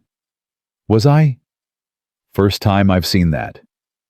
"What were you dreaming about?" "Letting go," he said, "and holding on, somehow at the same time." "That makes no sense." "I know, but it's true anyway." The second day was harder. They were out of food. The terrain grew rougher. Merritt's strength was fading. The wounds were healing but slowly. Too slowly. He needed rest. Real rest. Not a few hours on cold ground, but rest wasn't an option, so he kept moving. That afternoon, Ta spotted smoke on the horizon, Not a campfire, something bigger. Settlement, Aoi said. Maybe a ranch. Or a town, Sana added. Either way, it's people, Merritt said. And people mean risk. People also mean food, Ta pointed out. And medicine. And maybe information about whether they're still looking for us. She had a point. They couldn't avoid civilization forever, and if they were going to risk it, better to do it while Merritt could still stand. All right, he said. But we scout it first. See what we're dealing with. If it feels wrong, we move on. Agreed. Agreed. They approached carefully. The smoke led them to a small trading post, just a cluster of buildings beside a creek. A general store, a stable, a few cabins, maybe 20 people total. They watched from the trees, waited, studied the comings and goings. After an hour, Merritt felt reasonably sure it was safe. I'll go in, he said. Buy supplies. You three stay here. Like hell, Sana said. You can barely walk. What happens if someone recognizes you? Then I run. With 5 stab wounds and a fever? I'll improvise. No. We go together. 4 people buying supplies draws less attention than 1 wounded man buying supplies. Or it draws more. Either way, we're not splitting up. Not now. He looked at her, at the determination in her eyes, at the loyalty that had kept him alive when he should have died. All right, he said. Together. They walked into the trading post like they belonged there. 4 travelers, tired but not desperate, quiet but not suspicious, just passing through. The man behind the counter looked up, studied them. His eyes lingered on Merritt's blood-stained shirt, on the haunted look in Sana's eyes, on the tension in Aoi's shoulders. Help you folks, he asked. Need supplies, Merritt said. Food, medicine, ammunition if you've got it. Ammunition you expect in trouble? No, just like to be prepared? The man's eyes narrowed slightly. You from around here? Just passing through. Uh-huh. Where you headed? North. That's a big place. It is. The man didn't move, just stood there studying them, making a decision. Finally he nodded. I got what you need, but it'll cost you. How much? Depends. You paying in cash or trade? Merritt reached into his pocket, pulled out the last of his coins. $8, not much, but all he had. The shopkeeper looked at the money, looked at Merritt. Then his eyes shifted to the women. That'll buy you some food, not much else. That's all we got. That's a shame. The man leaned forward. Though I might be willing to work out an arrangement, if you're interested. Merritt's hand moved to his pistol. What kind of arrangement? The shopkeeper smiled. It wasn't friendly. The kind where I don't mention to certain folks that a wounded cowboy and 3 Apache women just walked into my store. Word is there's a bounty out. Big one. I could use that kind of money. The store went very quiet.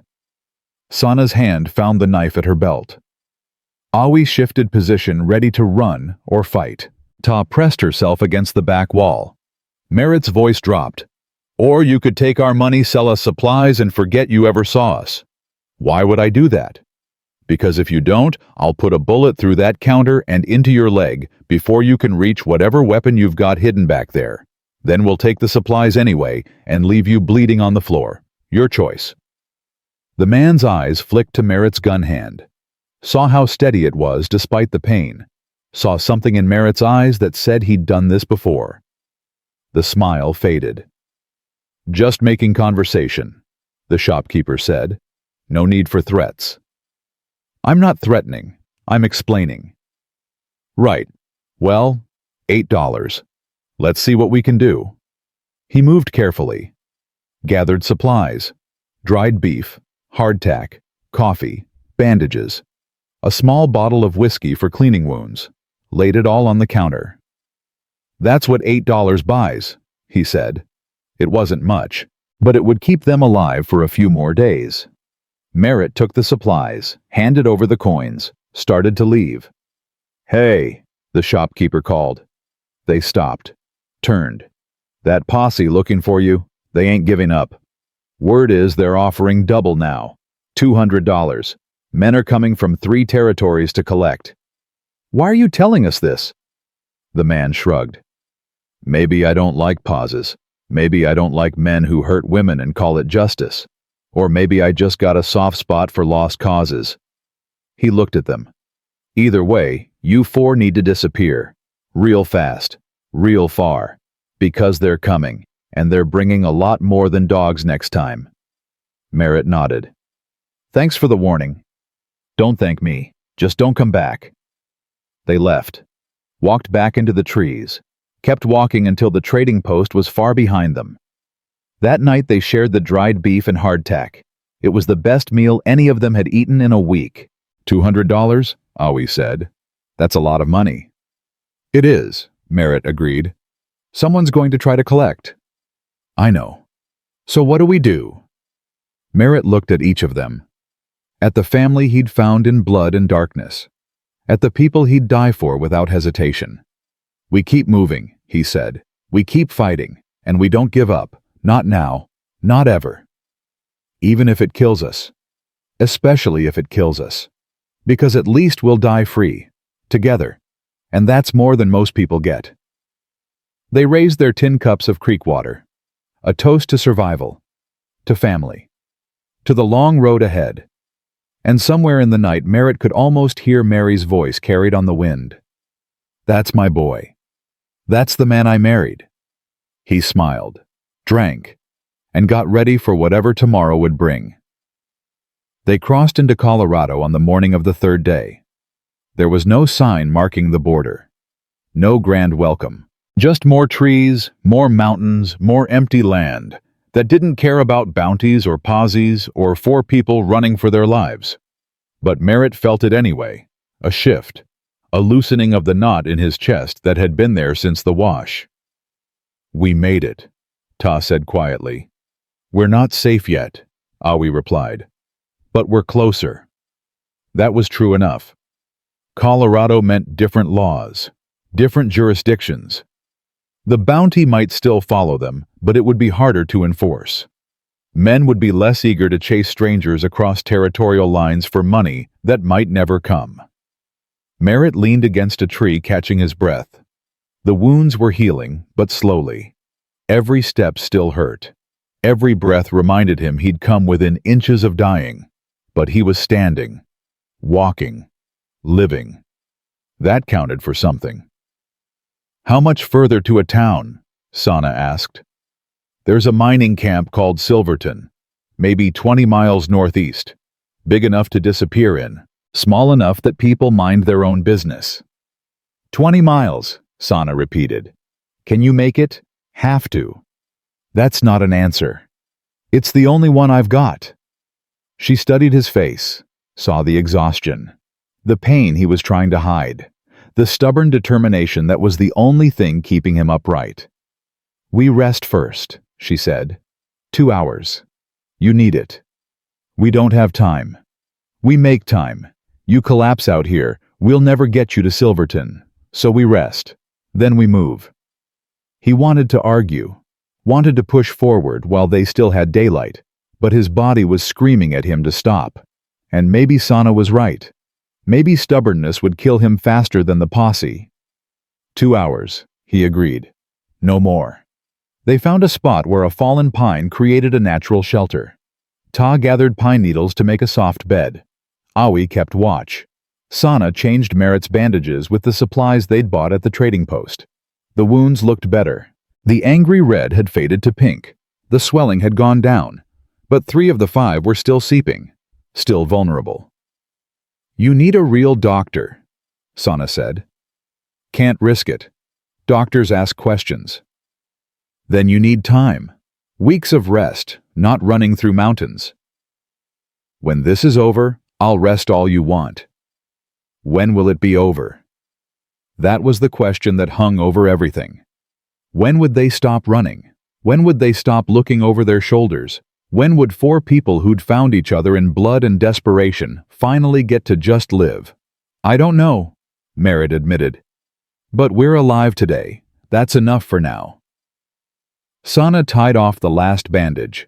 Her hands lingered on his skin. Not intimate, just gentle. The touch of someone who'd learned to care despite every reason not to. You saved my life, she said quietly. Back in that wash. You didn't know me, didn't owe me anything, but you saved me anyway. You saved mine right back. That's not the same. You chose to help. We just didn't leave you to die. That's still a choice, one you didn't have to make. She sat back, looked at him with those dark eyes that had seen too much suffering. My husband died 2 years ago, she said. Soldiers shot him. Said he was stealing cattle, but he wasn't. He was just a man trying to feed his family. They killed him in front of me, in front of our daughter. Merritt's chest tightened. I didn't know you had a daughter. Had, past tense. She got sick 6 months later. Same fever that took your son. I held her the same way you held Samuel. Watched her burn up. Couldn't do anything to stop it. I'm sorry. After that, I wanted to die too. Didn't care what happened to me. When those men from the wagon train took me, part of me was almost relieved. Thought maybe they'd kill me. End it. She paused. But then you showed up. And you cared. You bled for someone you didn't even know. And I realized I wanted to live after all. That maybe there was still something worth living for. What changed? You did. You showed me that good people still exist, that some men will fight for you even when they don't have to, that maybe the world isn't completely broken. She smiled slightly. Or maybe it is broken, but there are still people trying to fix it. One bleeding cowboy at a time. Merritt didn't know what to say to that. Didn't know how to respond to being someone's reason for hope when he'd spent 3 years trying to drown his own. So he just reached out and took her hand. Held it. That was enough. Ta appeared at the shelter's entrance. Someone's coming, on the trail below. They were on their feet instantly. Merritt grabbed the pistol. Awi raised the rifle. They moved to the edge of their hiding spot and looked down. 3 riders, moving slow, scanning the trees, not the posse. These men wore different clothes, but they were searching for something. And that something was probably 4 fugitives with a bounty on their heads. Bounty hunters, Merritt whispered. Word spreading fast. Can we avoid them? Not if they're tracking. We left sign coming up here. They'll find it. Then what do we do? Merritt's mind raced. They could run. But his body was exhausted. The women were tired. The riders were fresh, on horses. They'd be caught within an hour. They could fight.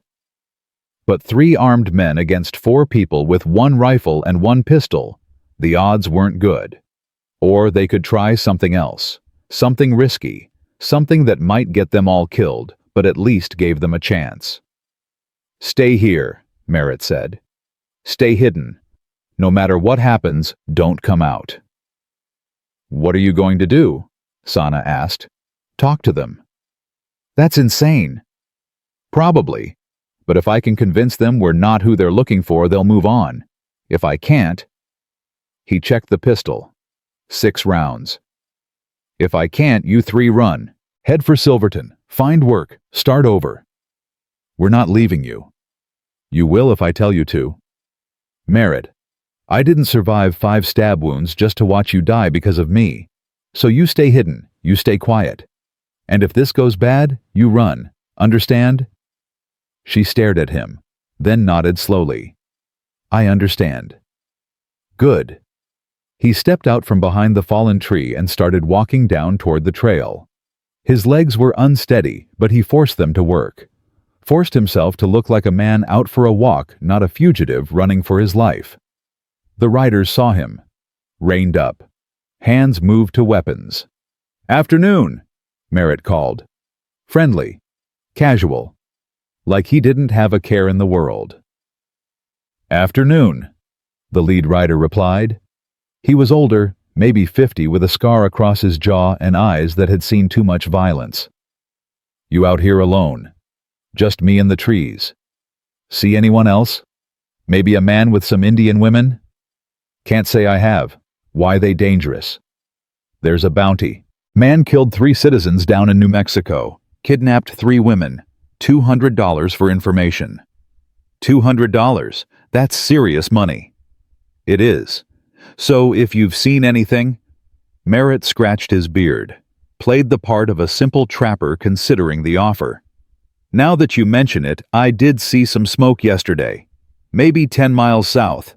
Could have been a campfire. The lead rider's eyes sharpened. You sure? Pretty sure. Didn't investigate, though. Not my business. Which direction? Merritt pointed south. Away from Silverton. Away from safety. Southeast. Near the old mining road. The 3 riders looked at each other, making a decision. Much obliged, the leader said. You got a name? John Smith. Sure you are. The man smiled without humor. Word of advice, John Smith. You see that cowboy and those women you run the other way. He's killed before. Won't hesitate to kill again. I'll keep that in mind. The riders spurred their horses south. Merritt watched them go, waited until they were out of sight. Then he sagged against a tree, his whole body shaking. Sana appeared beside him. That was either the bravest thing I've ever seen or the stupidest. Probably both. They believed you. For now. When they don't find anything to the south, they'll come back. We've got maybe 6 hours. Maybe less. Then we move now. Yeah, we move now. They gathered their supplies and headed northeast. Toward Silverton. Toward whatever future waited there. The sun was setting when they finally saw it. A collection of buildings nestled in a valley. Smoke rising from chimneys. Lights in windows. The sounds of civilization. Hammers and voices and life. They stopped at the edge of town. 4 people who looked like they'd been dragged through hell. Dirty. Exhausted. Carrying weapons and fear in equal measure. We can't just walk in like this, Awi said. We'll draw attention. Then we clean up first, Merritt said. There's a creek over there. We wash. Change into the spare clothes we bought. Try to look like people instead of fugitives. They spent an hour scrubbing off the dirt and blood. Merritt changed shirts, covered the bandages. The women braided their hair, smoothed their dresses. It wasn't much, but it was enough to pass as travelers instead of criminals. What's the story? Ta asked. If someone asks who we are, we're family, Merritt said. I'm your uncle. Taking you to find work in the mining camps. Your parents died. Fever. I'm all you've got left. Will they believe it? They don't have to believe it. They just have to not care enough to ask more questions. They walked into Silverton as darkness fell. The town was busy. Miners coming off shift. Women walking to the general store. Children playing in the street. Normal people living normal lives. Nobody looked at them twice. They found a boarding house on the edge of town. A tired building with a tired landlady who asked for $2 a week and didn't ask anything else. Merritt paid. She gave them 2 rooms upstairs. Small, simple, but they had beds. Real beds. I'll take 1 room, Merritt said. You 3 take the other. No, Sana said. We stay together. All 4 of us. 1 room. Take shifts sleeping until we know it's safe. That's not proper. Proper died in that wash when you killed 3 men for me. We're past proper now. We're survival. She was right. They all knew it. So they took 1 room, pushed the beds together, created a space where 4 people could rest without losing sight of each other. That first night in Silverton, Merritt slept for 12 hours straight. His body finally surrendered to the exhaustion, the pain, the accumulated trauma of a week running for his life. When he woke, morning light filled the room. Sana was sitting by the window keeping watch. Awi and Ta were curled together in the other bed, sleeping peacefully for the first time in days. "How long was I out?" Merritt asked. "Long enough. How do you feel?" "Like I got stabbed 5 times and ran through mountains." "So better?" "Yeah, better." She smiled. "Good. Because we need to figure out what happens next."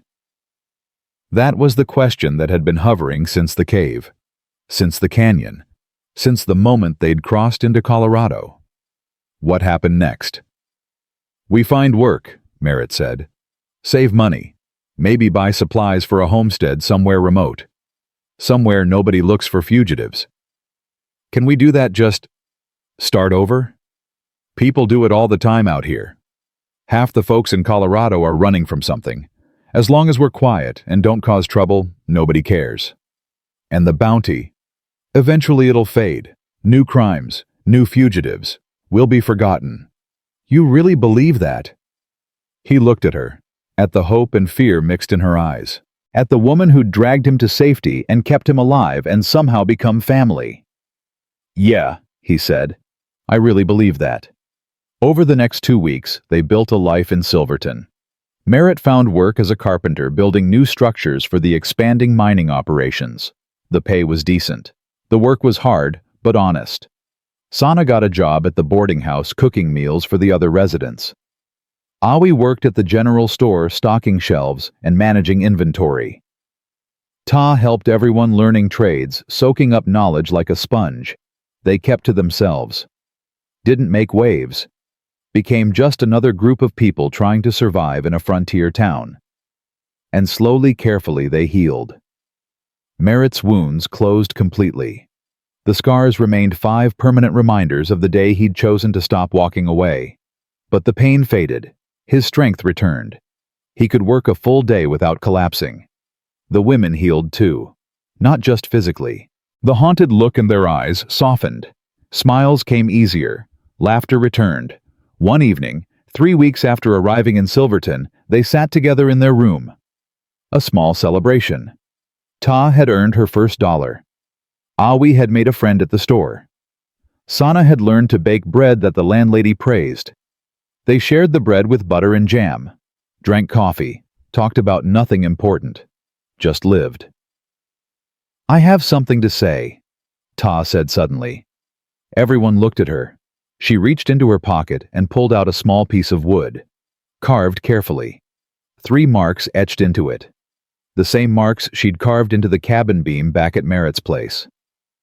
"Nita told me these marks mean, 'We live,'" Ta said. "I want to carve them into the door frame here, so we remember." "Remember what?" Awi asked. "That we died in that wash, and that cave, and that canyon. But we came back, together." She looked at each of them. "That we're alive because we didn't give up on each other." Sana's eyes filled with tears.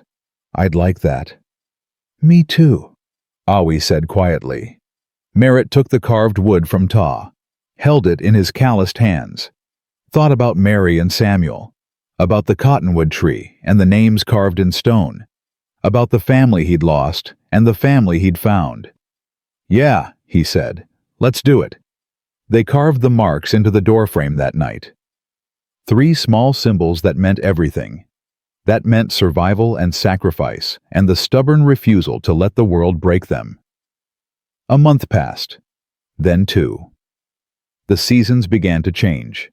Summer faded toward autumn. The leaves turned gold and red. The air grew crisp, and the bounty hunters stopped coming. Word had spread that the fugitives had died in the mountains. Lost to exposure, or wild animals, or bad luck. The bounty went unclaimed. The search parties gave up. New crimes captured attention. New fugitives became the priority. Merritt Hale and 3 Apache women were forgotten. Just another tragic story in a territory full of them.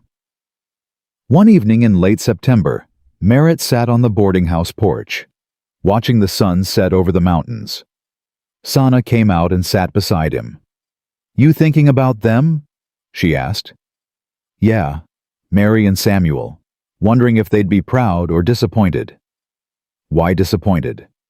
Because I built a life with you three that I couldn't build with them. Because I survived when they didn't. Because I'm happy and they're dead, and that doesn't seem fair. Sana was quiet for a moment. Then she said, "My daughter's name was Ayana. It means eternal blossom. She was 4 when she died. Same age as Samuel." I didn't know her name. I haven't said it out loud since she died. Felt like if I didn't say it, maybe it wouldn't be real. Maybe she'd just be away somewhere, coming back. But she's not coming back. No, she's not. And neither are Mary and Samuel. Sana looked at him. But that doesn't mean we can't live. Doesn't mean we can't be happy. They'd want that for us. Both of them would want that. How do you know? Because love doesn't die. It changes. It finds new places to grow. Your love for Mary and Samuel didn't disappear. It just expanded. To include us. To include this. She gestured at the town, at the life they'd built. That's not betrayal. That's survival. Merritt thought about that. About love as something that grows instead of something that dies. About making room for new people without forgetting the old ones. "When did you get so wise?" he asked. "When I stopped running and started living." Awi and Ta joined them on the porch. The 4 of them sat together as darkness fell. Not talking, just being. 4 people who'd been strangers, who'd become family, who'd survived because they'd refused to give up on each other. "I have news," Awi said finally. "There's a homestead for sale, 20 miles north, 160 acres, small cabin, creek running through it. The owner died. His family wants to sell." "How much?" Merritt asked. $200. "We've saved almost that much, between all of us." "I know. That's why I'm telling you." Awi looked at each of them. "I think we should buy it. I think we should build something permanent, something that's ours." "Together?" Ta asked. "Together." Sana reached out and took Merritt's hand. "What do you think?" He thought about his old cabin, about the empty rooms and the ghosts, about the life he'd lost and the life he'd found. "I think Mary would tell me to stop being an idiot and say yes." "Then say yes." "Yes," Merritt said, and meant it. They bought the homestead 3 weeks later, moved their few possessions out of town and into a valley that felt like the edge of the world, built new structures, planted a garden, dug a well, created something from nothing. Through that winter, they worked together. Merritt taught Ta how to trap. Sana taught everyone how to preserve food. Awi managed their money with a careful hand. They survived the cold, the isolation, the hard work of building a life from scratch. And when spring came, they planted more than just seeds. They planted hope. They planted future. They planted the belief that 4 people who'd met in blood could build something beautiful from the wreckage. One warm evening in April, they stood together outside the cabin, looking at what they'd built. At the garden growing. At the creek running clear. At the mountains standing eternal. Merritt pulled out his knife, walked to the doorframe, carved 4 names into the wood: Mary, Samuel, Ayana, and one more name, Awi's son, whose name she whispered as Merritt carved. Lives lost. Lives remembered. Lives that would never be forgotten. Then he carved 3 marks beneath the names, the symbol Ta had shown them. We live. It's not forgetting them, Sana said softly. It's carrying them with us. Yeah, Merritt agreed. That's exactly what it is. Ta touched the carved names. Do you think they're watching us? I think they're proud of us, Merritt said. I think they see 4 people who refused to quit, who turned pain into purpose, who built a family from loss. Are we really a family? Ta asked. Even though we're not blood. Merritt looked at the 3 women. At Sana, who'd saved his life as many times as he'd saved hers. At Awi, who'd learned to trust again, despite every reason not to. At Ta, who'd found courage in the darkest moments. "Blood doesn't make family," he said. "Choice does. We chose each other. In that wash. In that cave. In every hard moment since. We kept choosing each other. That's what makes us family." "Then we're family," Sana said. "Forever." "Forever," they all agreed. That night they sat around the fire, eating dinner together, telling stories, laughing at things that weren't particularly funny but felt good anyway. Being human, being alive, being home. And somewhere in the darkness beyond the firelight, maybe Mary and Samuel watched. Maybe Ayana and Awi's son watched too. Maybe all the dead who'd loved them watched and smiled and whispered the truth they'd all learned. That love doesn't end. It just changes shape. It finds new hearts to fill, new lives to touch, new families to build.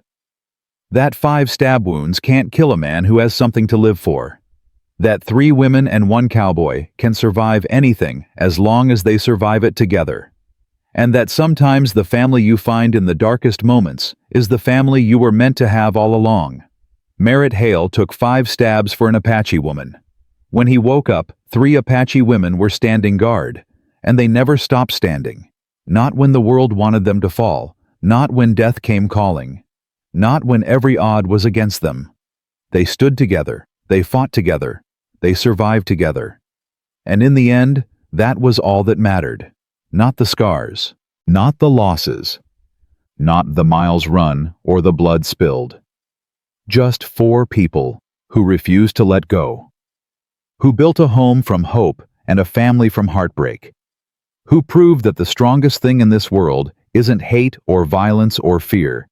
It's the simple, stubborn choice to keep living, to keep loving, to keep standing up every time the world knocks you down. And they were still standing, together, unbroken,